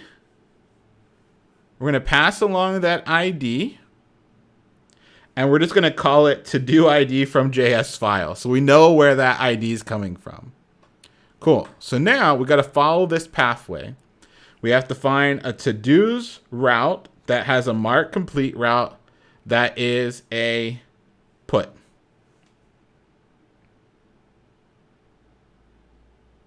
So let's find that. Let's go to our server.js. It's a to-dos route. So let's go to our to-dos routes. It is a mark complete route. That is correct. And it is a put. So chat, does line 10 fire? Yes or no?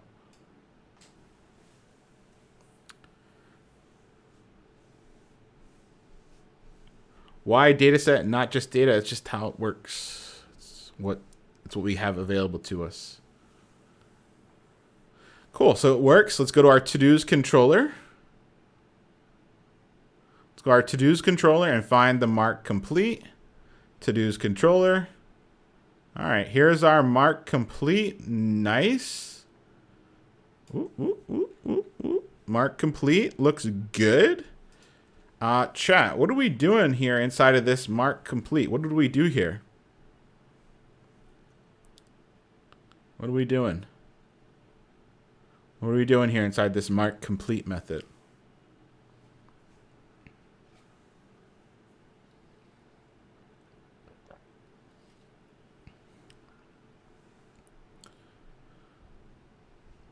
Yeah, we're going to our database. We're using our model to go talk to our database. We're finding a document, and we're updating the document that we find. This is a method that comes from Mongoose, where we can find one document and update it. We're finding a document where the ID matches the ID that we passed along with our fetch. Now, how many matches could this ever return? How many could we ever actually find with that ID?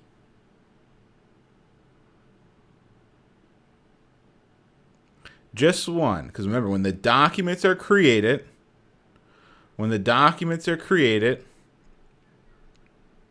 they all have a unique ID. So what we're going to do is we're going to find the ID that unique ID that matches the unique ID that we've passed along from the JS fetch. When we find that match, we mark the completed property to true. Cool. So let's look at our Mongo database here.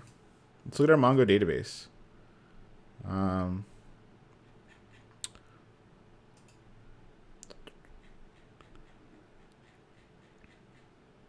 Let's go to the end.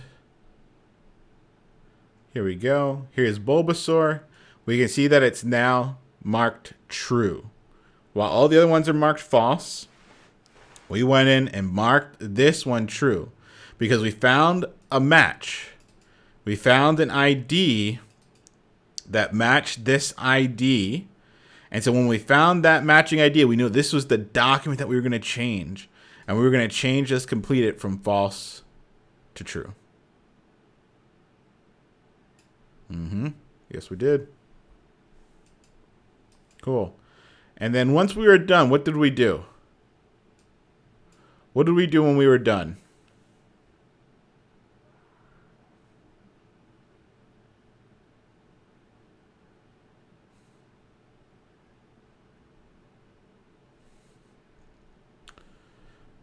The ID is not in the schema. Every document that's ever created always has a unique ID that gets made.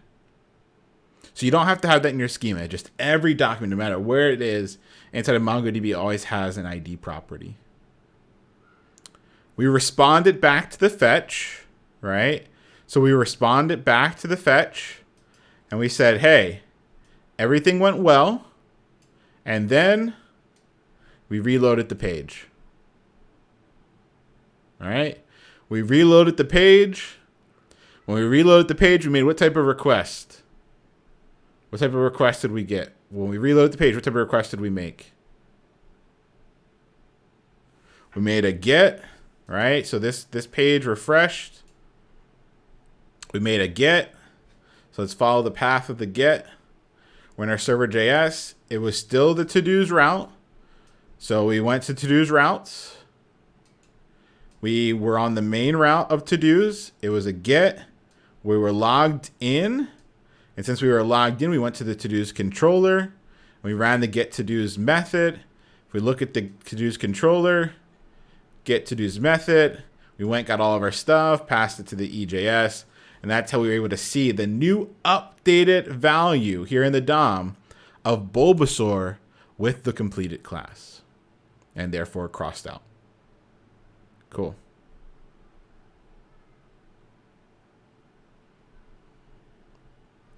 Why underscore ID and not just ID? So let's take a look. So here you notice I did underscore ID and not ID. And if we look inside of our Mongo ID, you can see that it's underscore. And if you were around when we did our OOP, that was the special, like the special nomenclature we used to be like, don't touch this, don't change this, don't mess with this. It's private, right? Don't mess with it. And so we have that same idea carrying over here. So no touchy, exactly. Alrighty, folks. We're at the top of the hour. We're a little over. So let's go ahead and take our break, please. Let's go ahead and take a break. Let's put 5 minutes up on the clock here.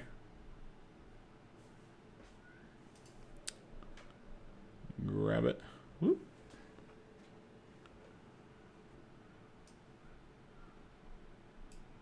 Here we go. We go ahead and start some lovely break music here. Robo, thank you for the hydration. Cheers to you. Let's start the timer here. Boom. Don't worry, when we come on back, we'll answer more questions when we come on back. The res.json, does it get printed to the terminal? Yes, it does. It just reloads the page so fast that you're probably not seeing it. All right, folks. Robo, thank you for the hydration. Cheers to you. Fox, thank you for the hydration. Cheers to you.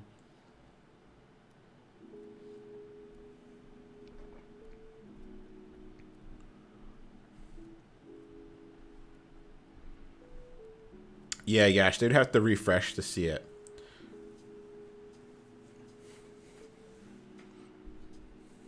Which can cause some issues early on.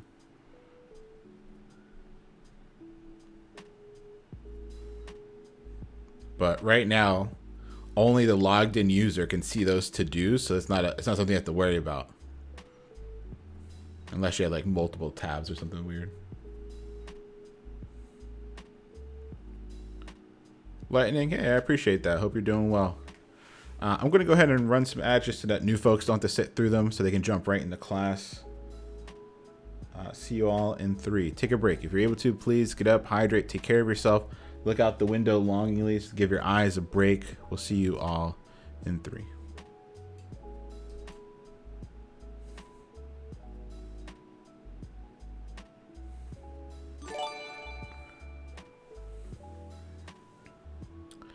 Ariel, thank you so much.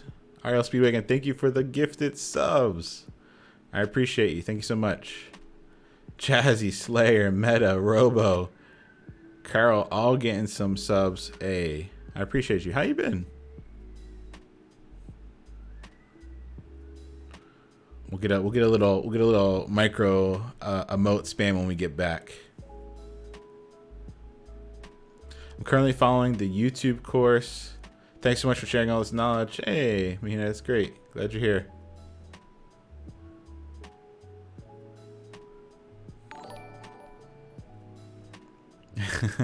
If you see the Leprechaun, say yeah. Just subscribe. Thank you so much. Thank you for the sub. I appreciate you.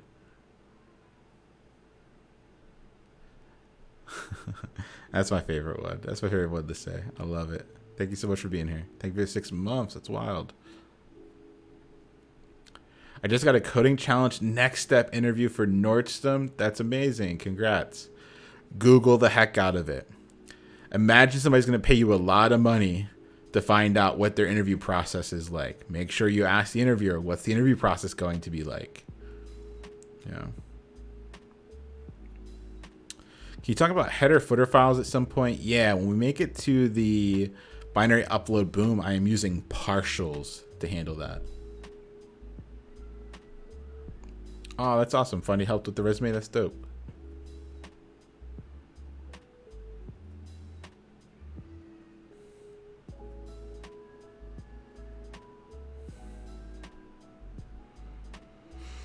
All right, folks. Minute 30 left. Take a break if you're able.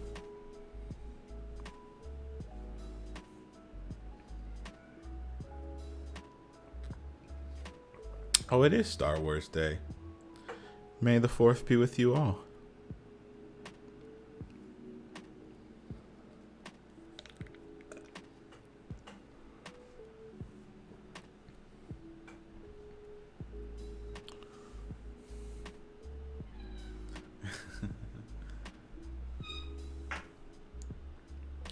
Do software engineers dress up for job interviews?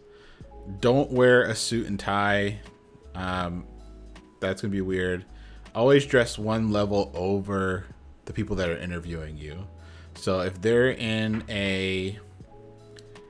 t-shirt and jeans, you might put on like a nice button up or nice blouse, right?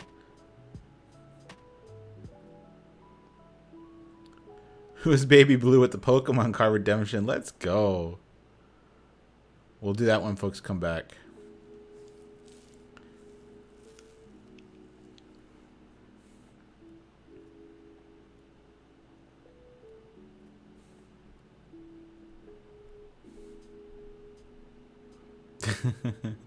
I saw a job listing where they indicated you should arrive clean. They're asking too much these days. Too much these days. All right, folks, come on back. Hope you had a good break. Oh, we had a Pokemon raffle. We haven't had one of those in a minute. Let me pull this up.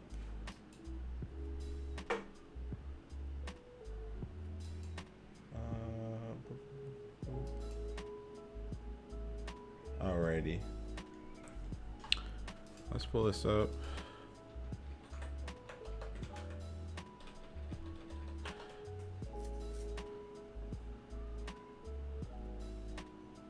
How many do we have right now?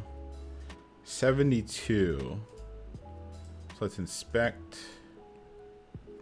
Let's go ahead and do math.ceil times math.random times 72. We have a lot of this stuff that has to go in the mail still. I'm pretty behind on a lot of it, but now that I'm through my super busy week, I have more time to make it to the post office, so you should start seeing more of this stuff go out. Alrighty. Let's go ahead and do this. Math.ceil, math.random times 2. 72, I mean. And this is for who is baby blue? 3, 2, 1. 12. Well, this is going to be a good one. Let's see. Ooh, a Typhlosion. Ah, oh, such a good card. Such a good card. And was such a good, like, like one of my favorite cards to ever play in the TCG. It was one of my Typhlosion deck was one of my all-time favorite decks. Yeah.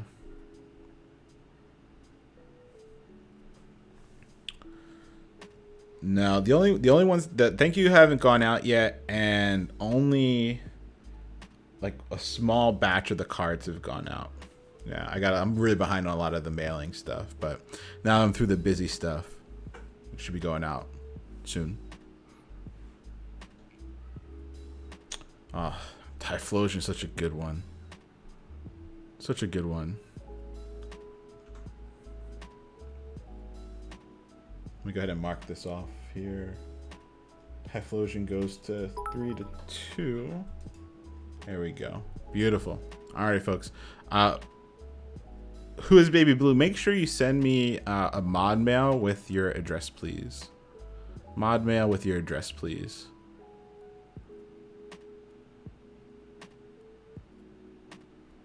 Yeah, different Pokemon. Well, let's look up the Typhlosion card. Hold on.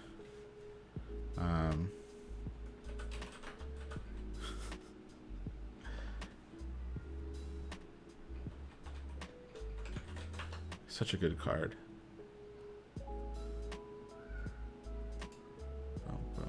Oh, here it is. No. Not Neo Destiny. Heart Gold, Soul Silver, was it?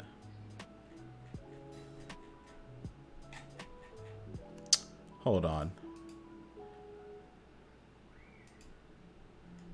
This is the card here, but not. Oh, it's in Japanese. No.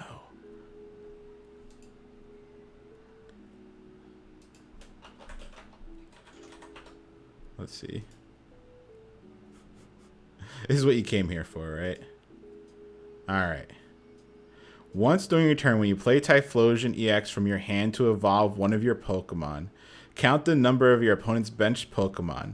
You may search your deck for up to that number of fire energy cards and attach them to one of your Pokemon. Then shuffle your deck. That's wild. Discard an energy card attached to Typhlosion and then discard an energy card attached to the defending Pokemon. Such a great mechanic. Anyway, back to the code.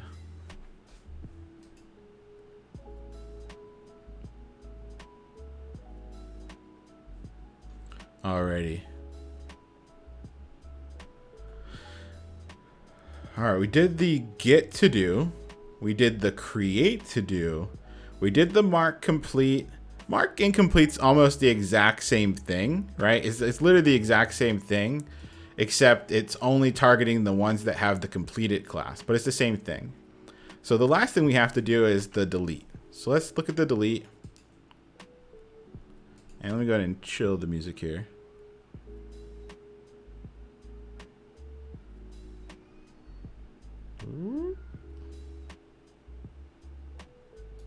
All right.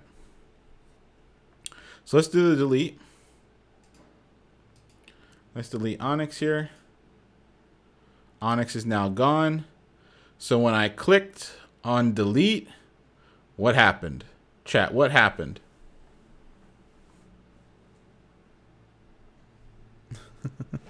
We're Pokemon fans with the coding problem. We're coders with the Pokemon problem. I love it.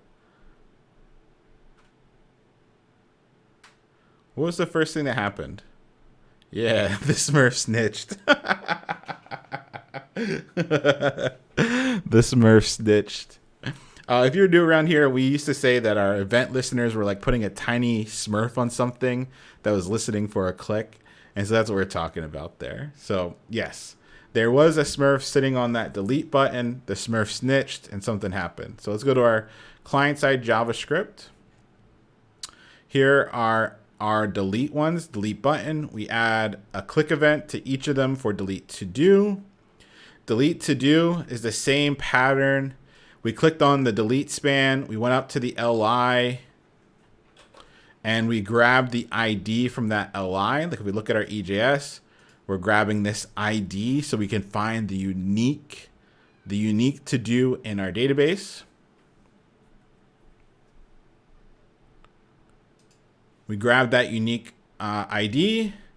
We make a request to our to-dos route, delete to do, and it is a method delete. Cool. That makes sense.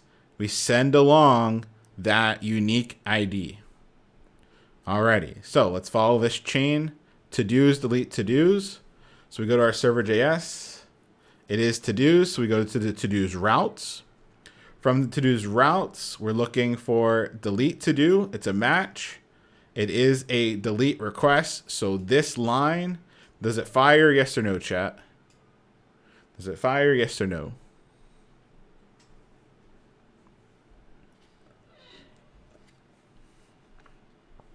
It does indeed fire.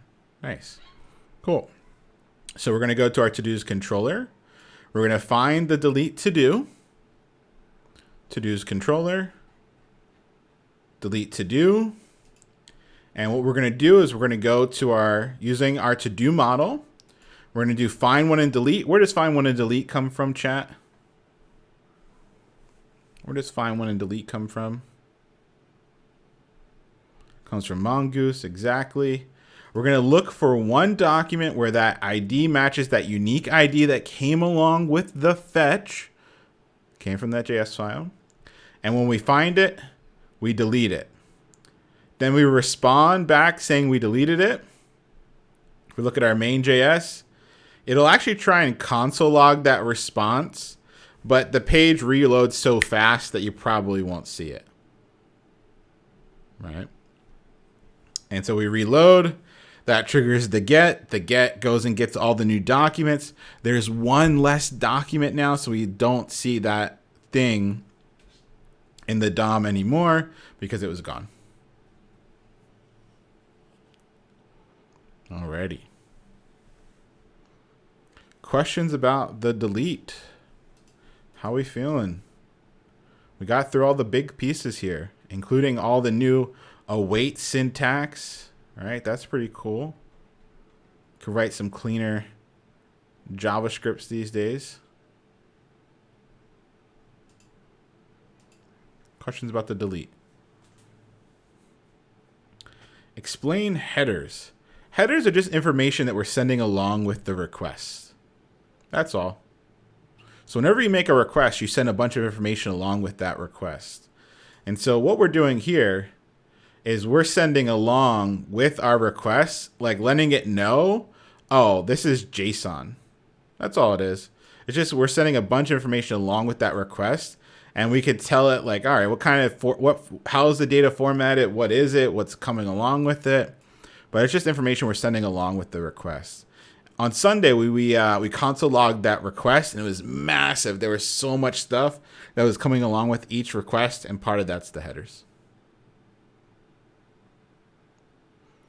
Questions about the delete before we move on?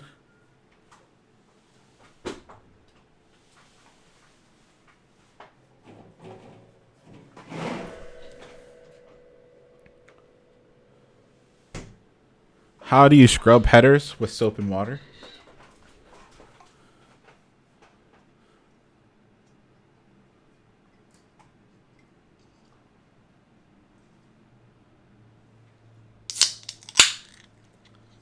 Oh yeah.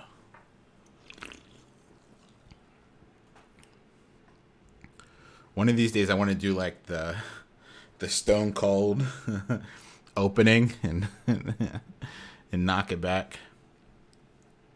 Ooh, Dragonoid with the stretch and then the Yash with the hydration. Y'all know it's not this kind of stream. 1 second. Be right back.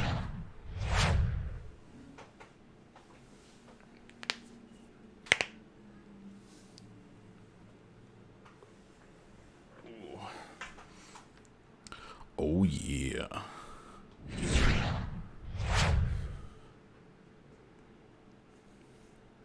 Cheers to you, Yash.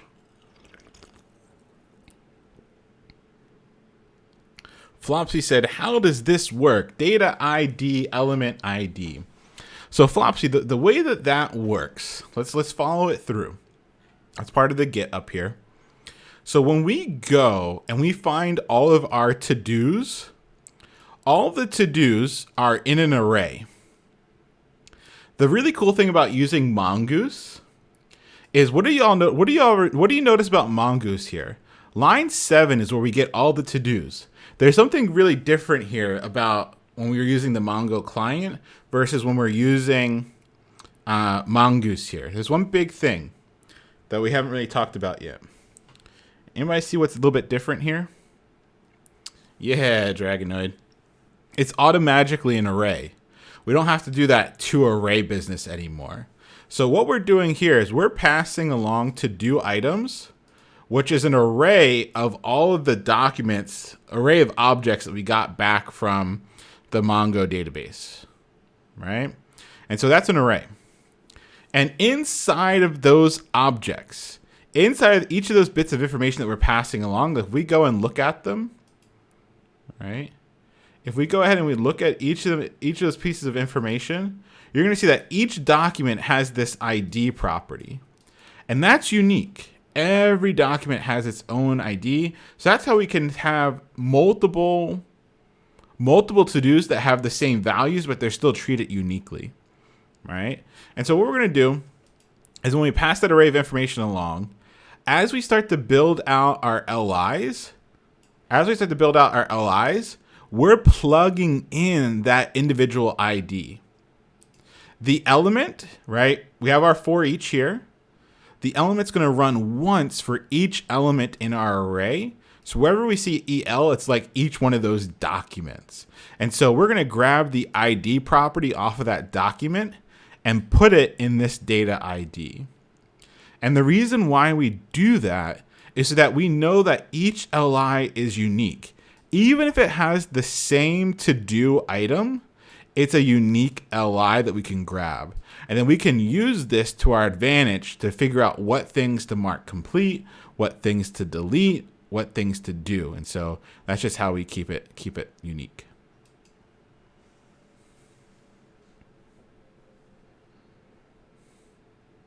Cool. That's good to hear, Flopsy. Thank you for asking.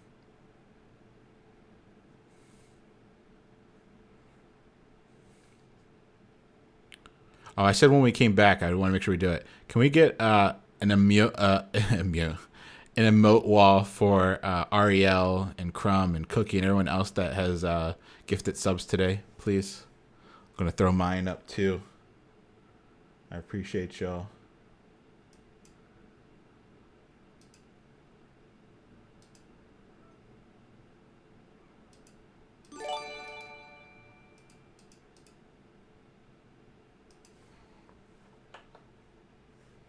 Boom. What? Anonymous gave out what? Anonymous, thank you for the 5 gifted subs. That's wild. What?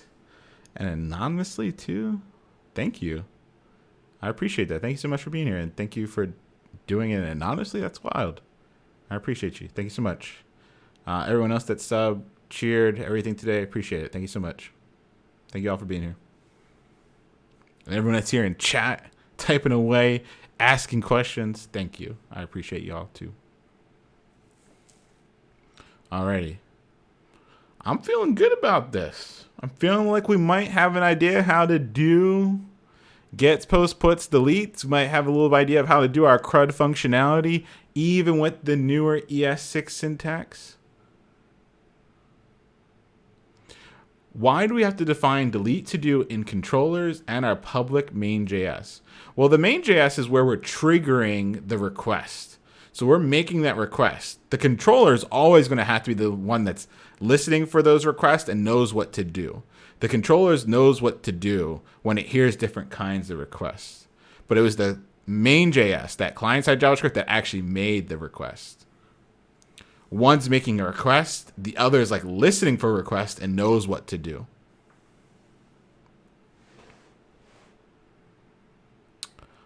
What's a partial? I said we would get to this in a bit, but we can show it now. I think showing a partial wouldn't detract from anything. Let me pull up our code, our most recent code, the binary upload boom. Let's look at any of my pages. Here's my main page. Look at what my main page has. It just has the EJS for that page. And then up top, it says include partials header, include partials footer. And the cool thing is I have a views folder in my views called partials.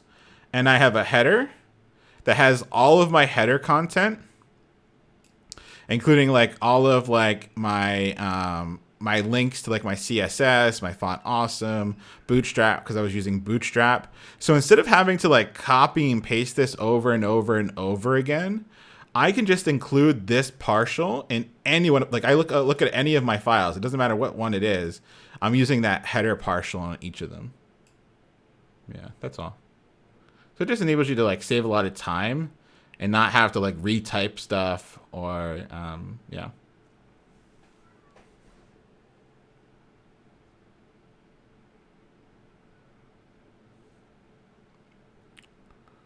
Yeah. The footer has the close.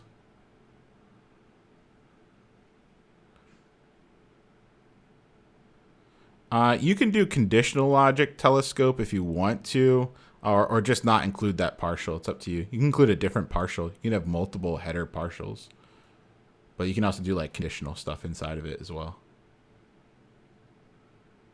Because remember, it's still EJS.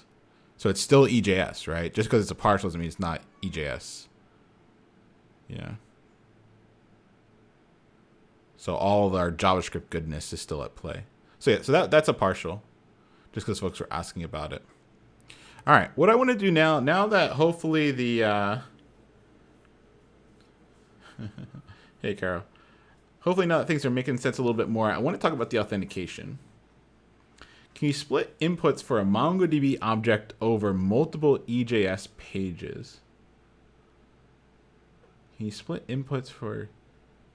Yeah, I mean you can have your you can have forms across multiple pages, and they can all update a specific object. Yeah, I mean a specific document. Yeah, yeah.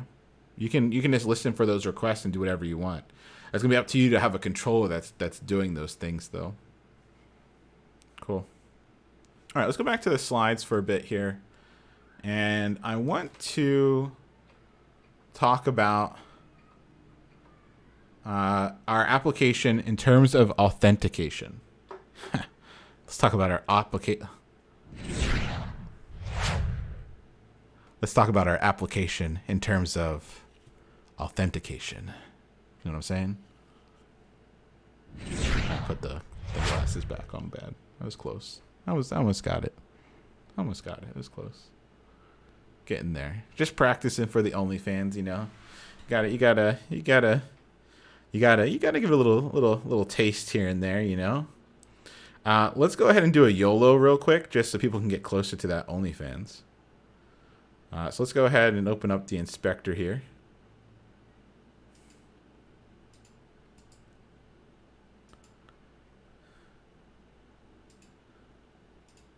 All right.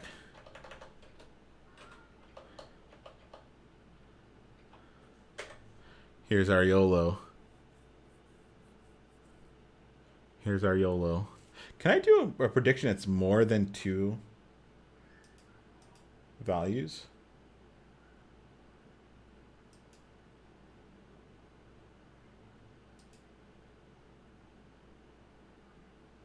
No. That sucks.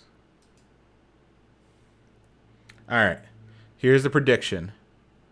1 or 2. Slay, send me a mod mail about that portfolio. All right, let's go ahead. Start the prediction starting now. And there you go. You have a minute to make your predictions, folks.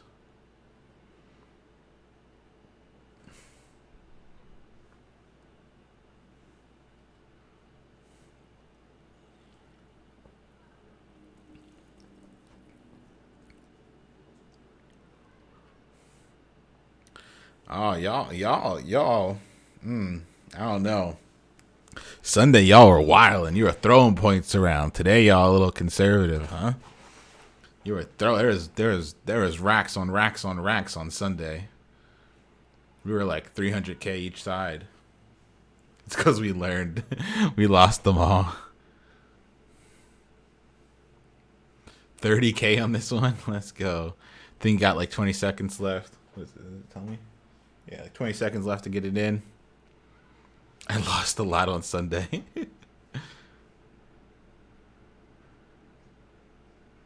All right. Let's go ahead. 3, 2, 1.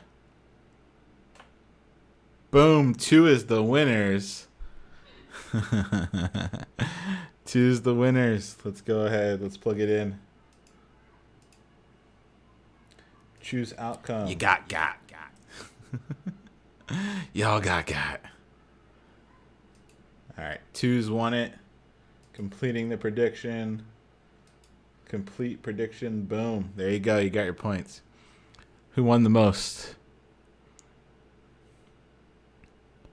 How many points? Who thinks they won the most, and who thinks they lost the most? Ooh, Telefang must have got a lot. Ooh, almost 100K. Let's go. 27K richer. Hey, rigged.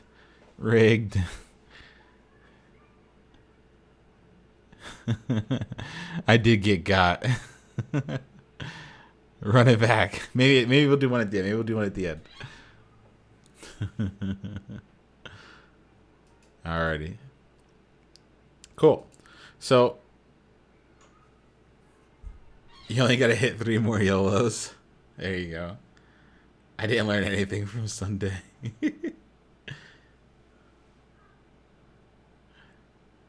Divvy hit that 50K. Hey. Edney. Or DNEY. Thank you so much for the hydration. Cheers to you. There we go. Thank you for the hydration. All right, let's talk about our app in terms of authentication.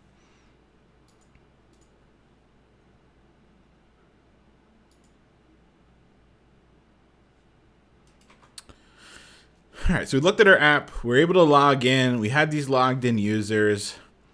This is me after adding authentication. I love it. Once it gets working, it's so cool to be able to have logged in users. But how does the authentication work? How are users logged in? Like, how is it working? What is it doing? How does it work? Let's talk about it. Well, we're using Passport. And Passport is an authentication middleware for Node.js. It's extremely flexible, modular. What? Huh? What's middleware? Chat, what's middleware? What's middleware? A bunch of disrespect. Yeah, everything between the request and the response has access to that request and that response. And so it's just going to be some middleware that helps us with authentication. And there are many ways to do authentication, but Passport for now, this is the way. You can be doing custom stuff with JWT tokens. You can be doing all this other cool stuff. But for now, let's use something that's tried and true, battle test it, set it and forget it. And so Passport, this is the way for now. This is me embracing the magic of using Passport. We originally used it with Azure Active Directory. Now we're using a local strategy, which leads us to this idea that Passport has strategies. So Passport is this middleware that's going to help us with authentication, but there are so many different strategies that we can use that'll help us maybe use authentication servers like Azure ID, Active Directory, or maybe we want to use a strategy that helps us log in with like Twitter, or maybe we want to use a strategy that helps us log in with username and password. And so the cool thing is you can learn how to use Passport and then just use these different strategies. And you just go to the Passport website and there's all the strategies listed there. So Passport strategy. Boom. And then here they have strategies. And then there's 520 different ones. Like you want to log in local, here you go. Everything that you're going to see, I got from here. Like straight up copy and paste. I looked at the example. This example link I actually think is broken. Let me see if it's still broken. Yeah, like their repos. See, that's what I'm telling. Look. It's real. I knew it was broken because I just came to the website and I grabbed it. That's it. Like I knew that link was broken because I already been here. All right. So I'm telling you, I just came here and I grabbed it. That's what I did. Yoink, got it. And I added some stuff to it. Right. But all I'm doing is just using their strategies. So Passport for me is just easy. I'm comfortable with it. It works. I don't have to worry about it. And there's strategies for everything. One of the things I'm working you all up to using is something called the Hackathon Starter Kit.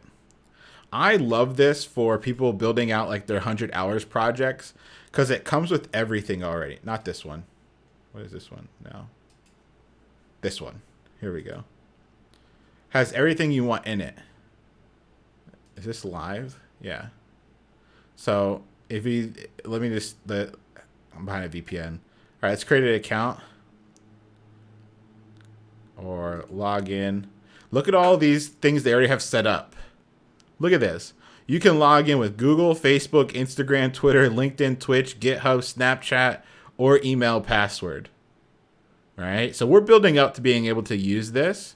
So a lot of the things that we're seeing right now with our authentication and what we're seeing with our binary upload boom are things that come from here. And so the really neat thing about this Hackathon starter is that it has everything that you'd want. You want to work with Steam or Instagram or Venmo or PayPal. It's all plugged in for you. You want to accept payment straight, plugged in for you already. And so you can use this to just get up and going with any of your projects super fast. I'll put this in chat. So that's what we're building up to, is that you can be able to use this. So we're going to be using the same authentication. We're going to be using a lot of the same stuff so that when we get here, you feel comfortable with it. But for now, I just grabbed the stuff from Passport and I added a few things that were in that starter just so that you feel more comfortable when we get there. That's all. And for now, it's just really magic. It's not something I think you really need to stress over, super understanding all the nitty-gritty details about how it works. Just know that we're using it for our authentication. And when we use it for our authentication, we get some really neat things. We can protect our routes, and we can have a logged-in user. So since we can have a logged-in user, we come to this next question of how does our user stay signed in? And so this is actually how it works. Express.js uses a cookie to store a session ID with an encryption signature in the user's browser. And then on subsequent requests, it uses the value of that cookie to retrieve a session information stored on the server. This server-side storage can be memory store or any other store which implements the required methods. What? What? It's a lot of big words. I don't know what you mean, so I'm going to treat them as disrespect. Watch your mouth and help me with this sale.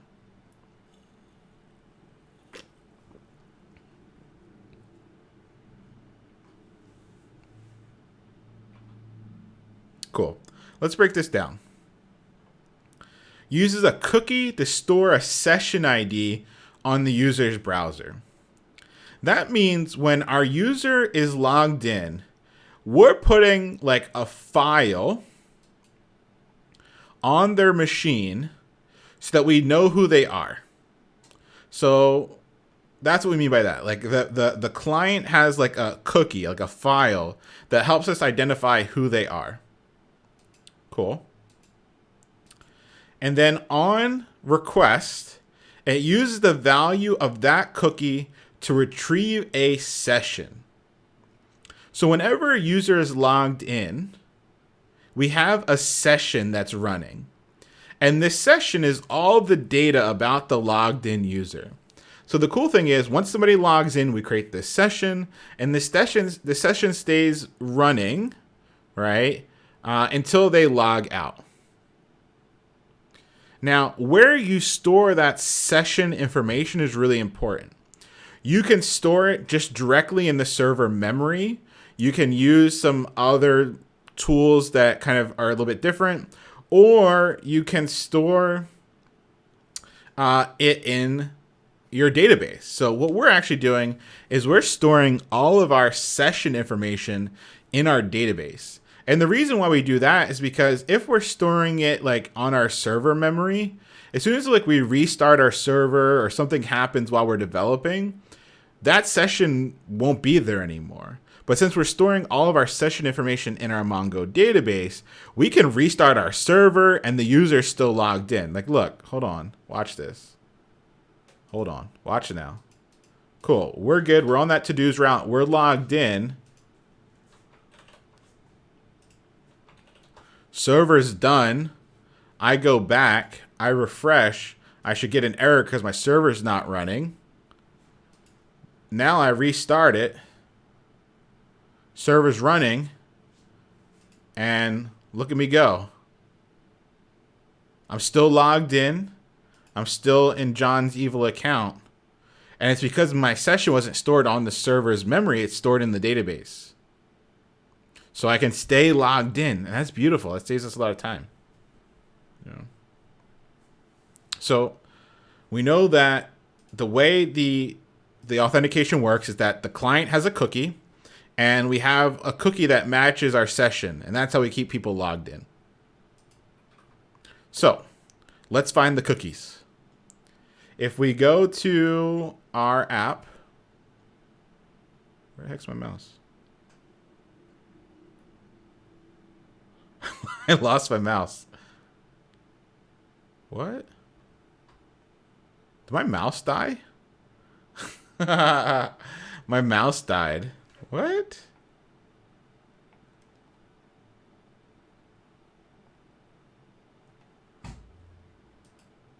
Oh, I think the battery's dead. Well, I got a trackpad. I'll use the trackpad. F in chats for the mouse. I'll use my trackpad. All right, let's find the cookies. I can plug it in. I do have a cable.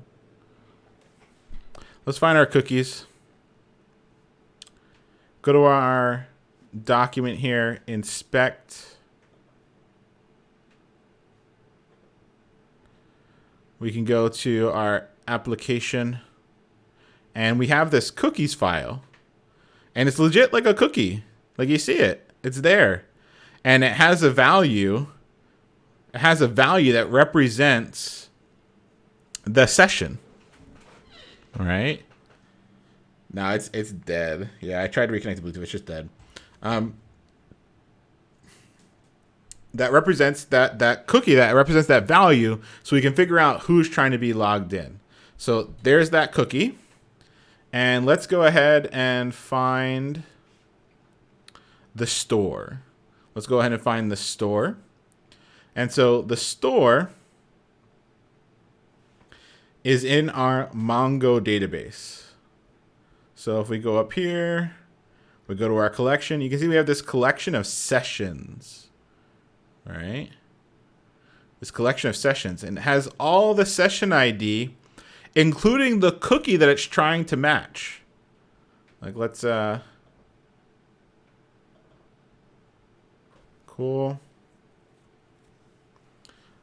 Has everything that we need about that session, all the information about the cookies, everything's there.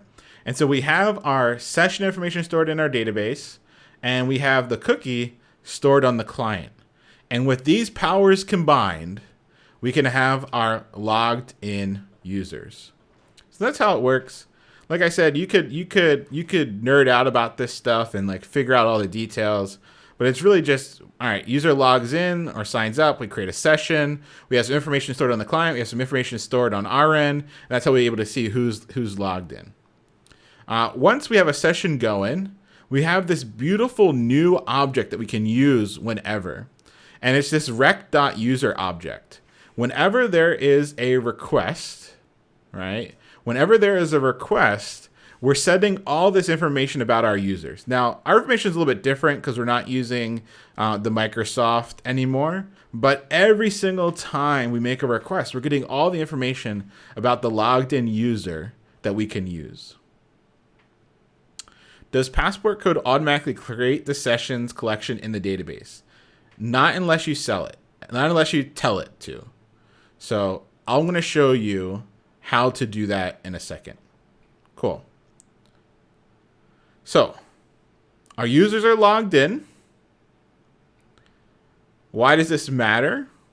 Well, it matters because once our users are logged in, we can start protecting our routes. So see this route right here? I have this ensure auth.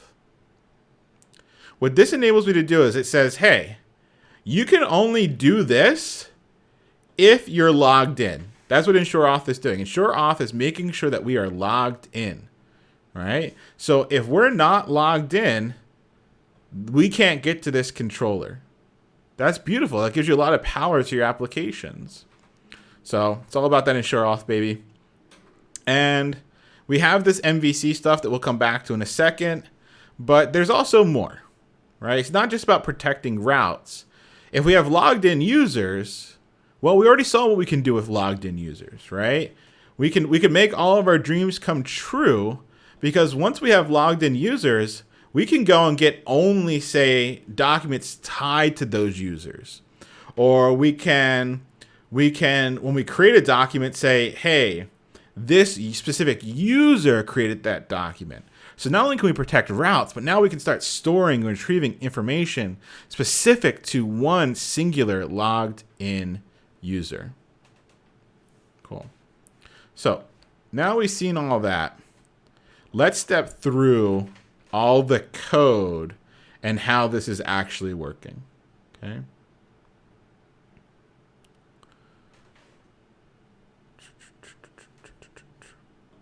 All right. I'm going to close my terminal so we can see more here. Let's start at the server.js. My server.js, we have some packages here that are going to be important to us. We already know we were using Mongoose, so we have Mongoose. We're requiring passports so we can use that for our authentication. We're doing this express session so we can have a logged in user session. So like where we can make sure that our users are logged in. And we're saying we're going to use this Mongoose store. Mongoose store, instead of using our session that stays on the server, like in our server memory, this enables us to store our session in the database. Okay. So those are the big pieces. We require passport. And if we look at our passport, it's going into the config folder, passport. And if we look in our config, this file, did I code any of this? Chat, did I code any of this passport stuff?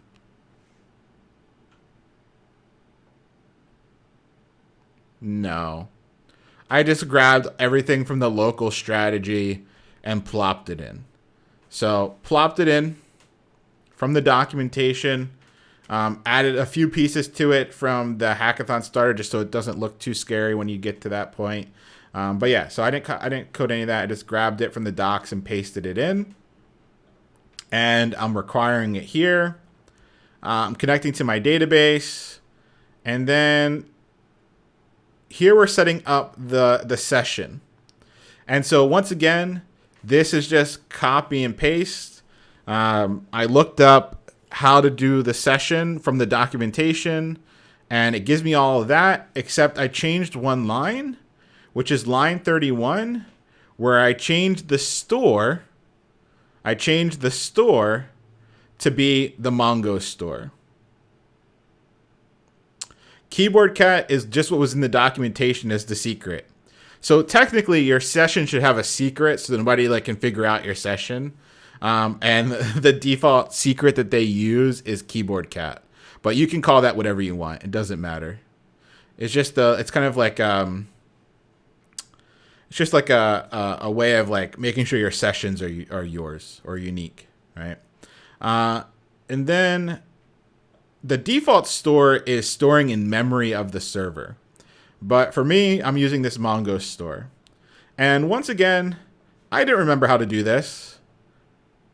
All of this, copy and paste. I know that if I want my sessions and I want that session information stored in my database, I have to use this bit of code right here.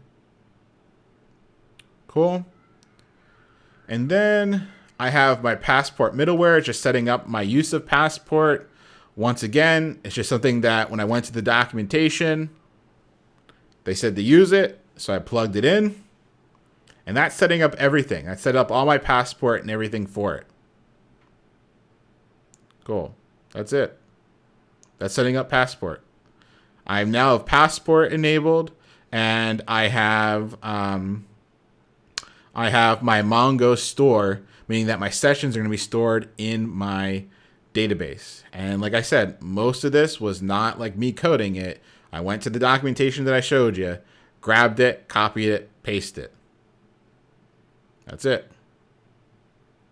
Now, when we talk about logging in, we have these routes here. So let's go to our login route. Let me go to my application here. Let me log out. Let me sign up here.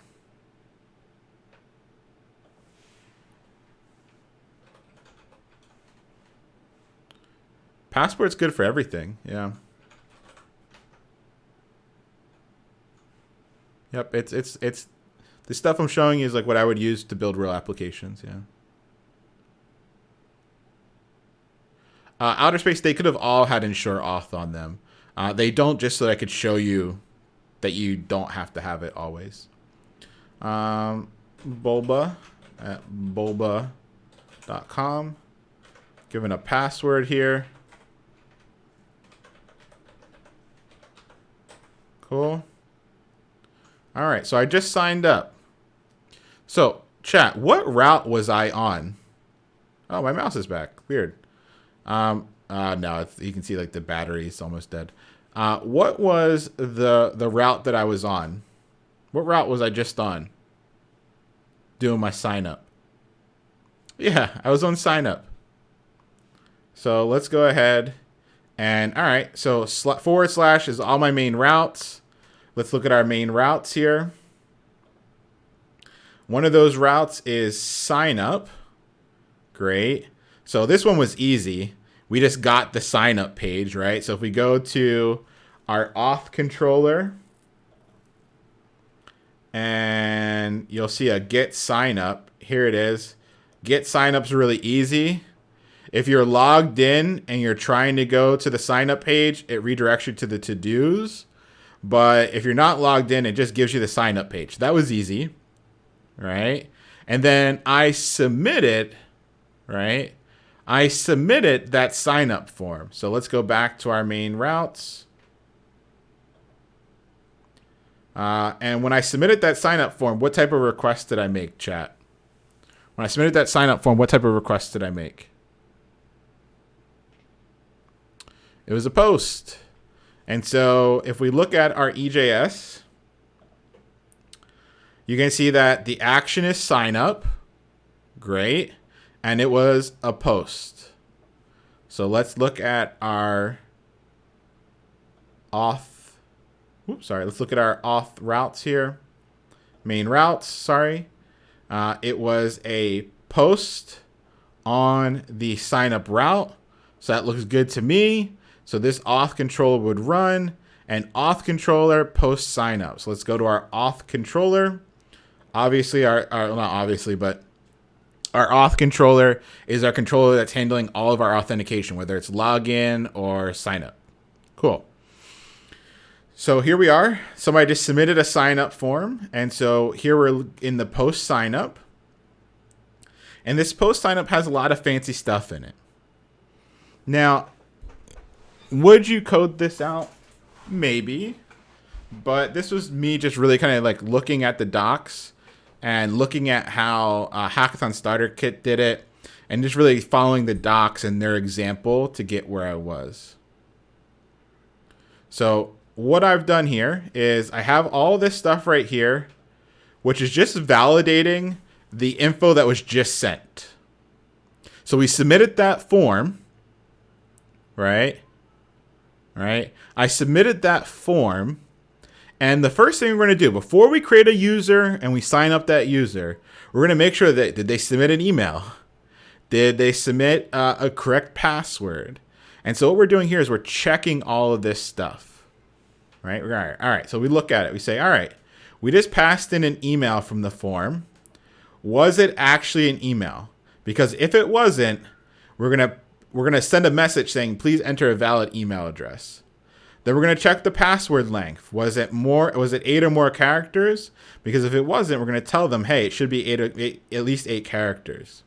Right? And then they had to confirm their password. If the first password did not match the second password, like when they went to confirm it, then we say, hey, your passwords don't match.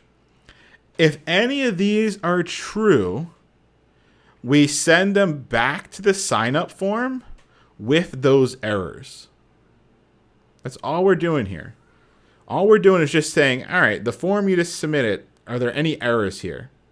Right? That's it.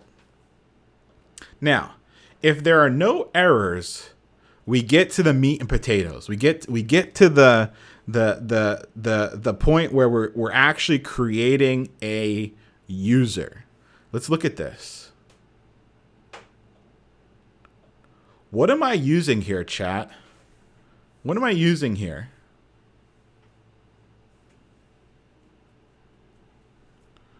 What am I using here? There's something special I'm using here.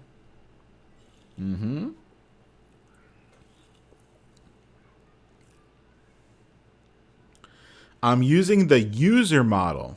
Look, I'm trying to use that user model. If we go up here, you can see I required the user model.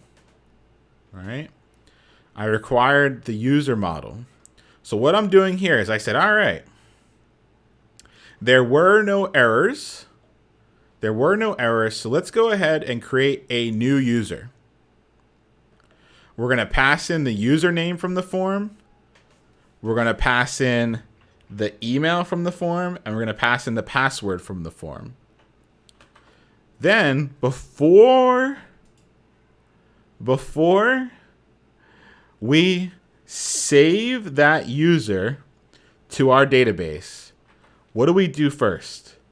Before we save that user, what do we do first, chat? Before we save that user to the database, we just created a new user. We just created a new user up here using our user model, right? Before we save that user to our Mongo database, what are we doing? Yeah, we're going to check to see if that user exists, right? So we're going to use some fancy Mongo here. And we're going to say, all right, is there an email that matches the email that was just passed in? Is there a username that matches the user that was just passed in? If neither of those exists, if there's not an email that already exists or a username that already exists, then go ahead and save that user And when you're done saving that user, send them to the to-dos page.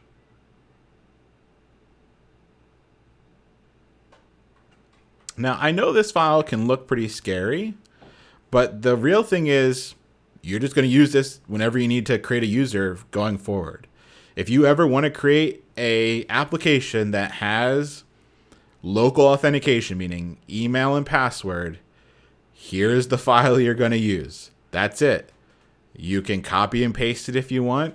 You can learn to type it out if you want. But I just have this in a nice folder that I grab when I need it. And this is how I handle all of my setting up of my users. My users that have just signed up. And also, let's take a look at that user model real quick. The user model is really cool because you can see the schema, username, email, password, right? We can also see that there's supposed to be unique values, right? There's supposed to be unique values.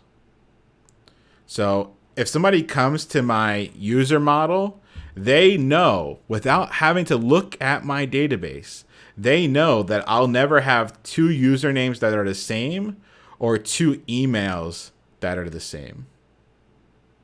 Yeah.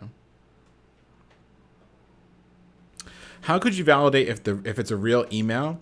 We'll get there. We'll get there eventually. Yeah.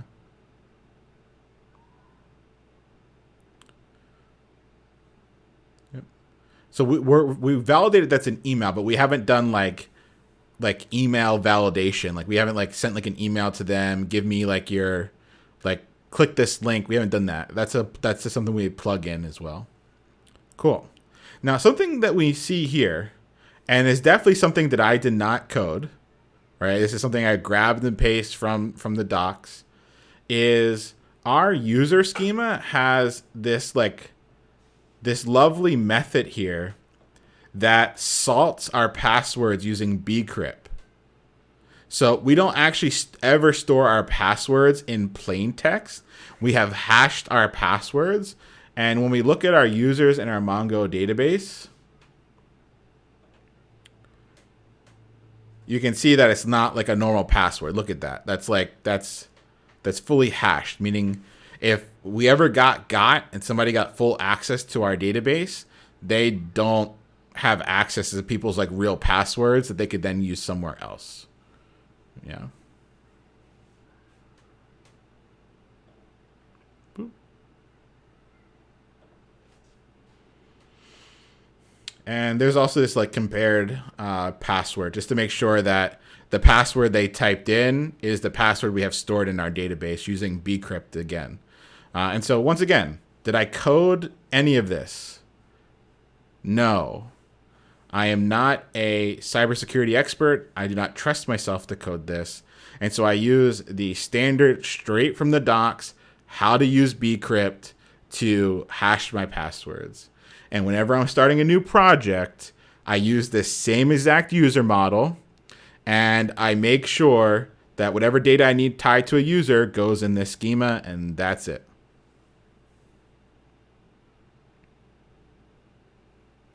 Not every company hashes it. OCC, you'd be surprised the number of companies that have got because they stored their passwords in plain text, or like a lot of information in plain text, because they didn't use this bit of code, or had some weird part of their process where they like reverse the hash for something or something weird, and that's how they get pwned. Save is Mongoose. Yeah, it's Mongoose.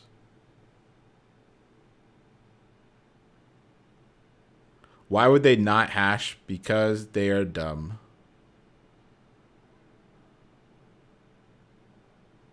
They are lazy.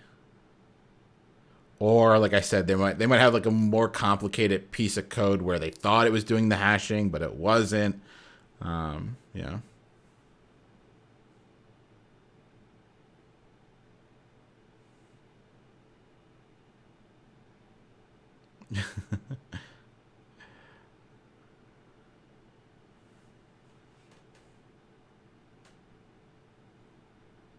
Alrighty. So like I said, it's a little scary when we're working through it, right? But let's go back. Let's take another peek. We just required passport. That passport file that's in our config folder, this is not something I coded. This came directly from the docs. That's it. All right? So don't be scared of this. This just gets copy and pasted from the docs. We are using our sessions. Once again, this comes from the docs. The only thing I changed is to make sure that we're using the Mongoose store so that our session data gets stored in the database, right? And not like being stored in the memory of our server. Not yet, bench. Not yet. We'll get there. Then we're making sure we're setting up passport, have it running. We're good. And those are kind of all the key pieces. If we look at our user model has some cool stuff in it. Mainly just what we're keeping track of, right? Their username, email, password. But we also have using bcrypt to sort our passwords and compare our passwords. Once again, this came from the docs. Not a cybersecurity expert. Grabbed it, pasted it in. And so for me, what I do is I have a lot of this stuff in just a special folder. And whenever I want to start a new application, I can just grab these pieces, plug it in, and get off to the races. All right. Questions, folks. Questions. We're at our 3-hour mark. We're a little over. So what we're going to do is you're going to finish looking through this. You're going to look through the binary upload boom code that we worked on before. And Thursday, we will finish up our backend review and we'll get back into our teams. All right. So we're going to see all this stuff again.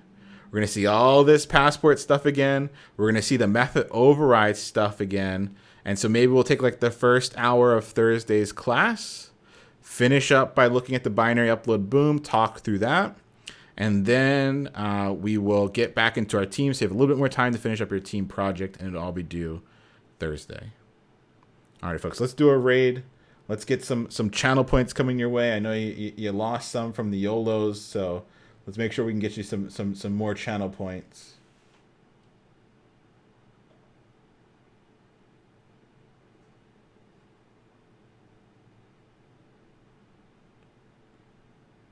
Let's go say what's up to Rav. We haven't seen Rav in a minute. Oh, they're looking sharp too. Woo! Let's go to Rav.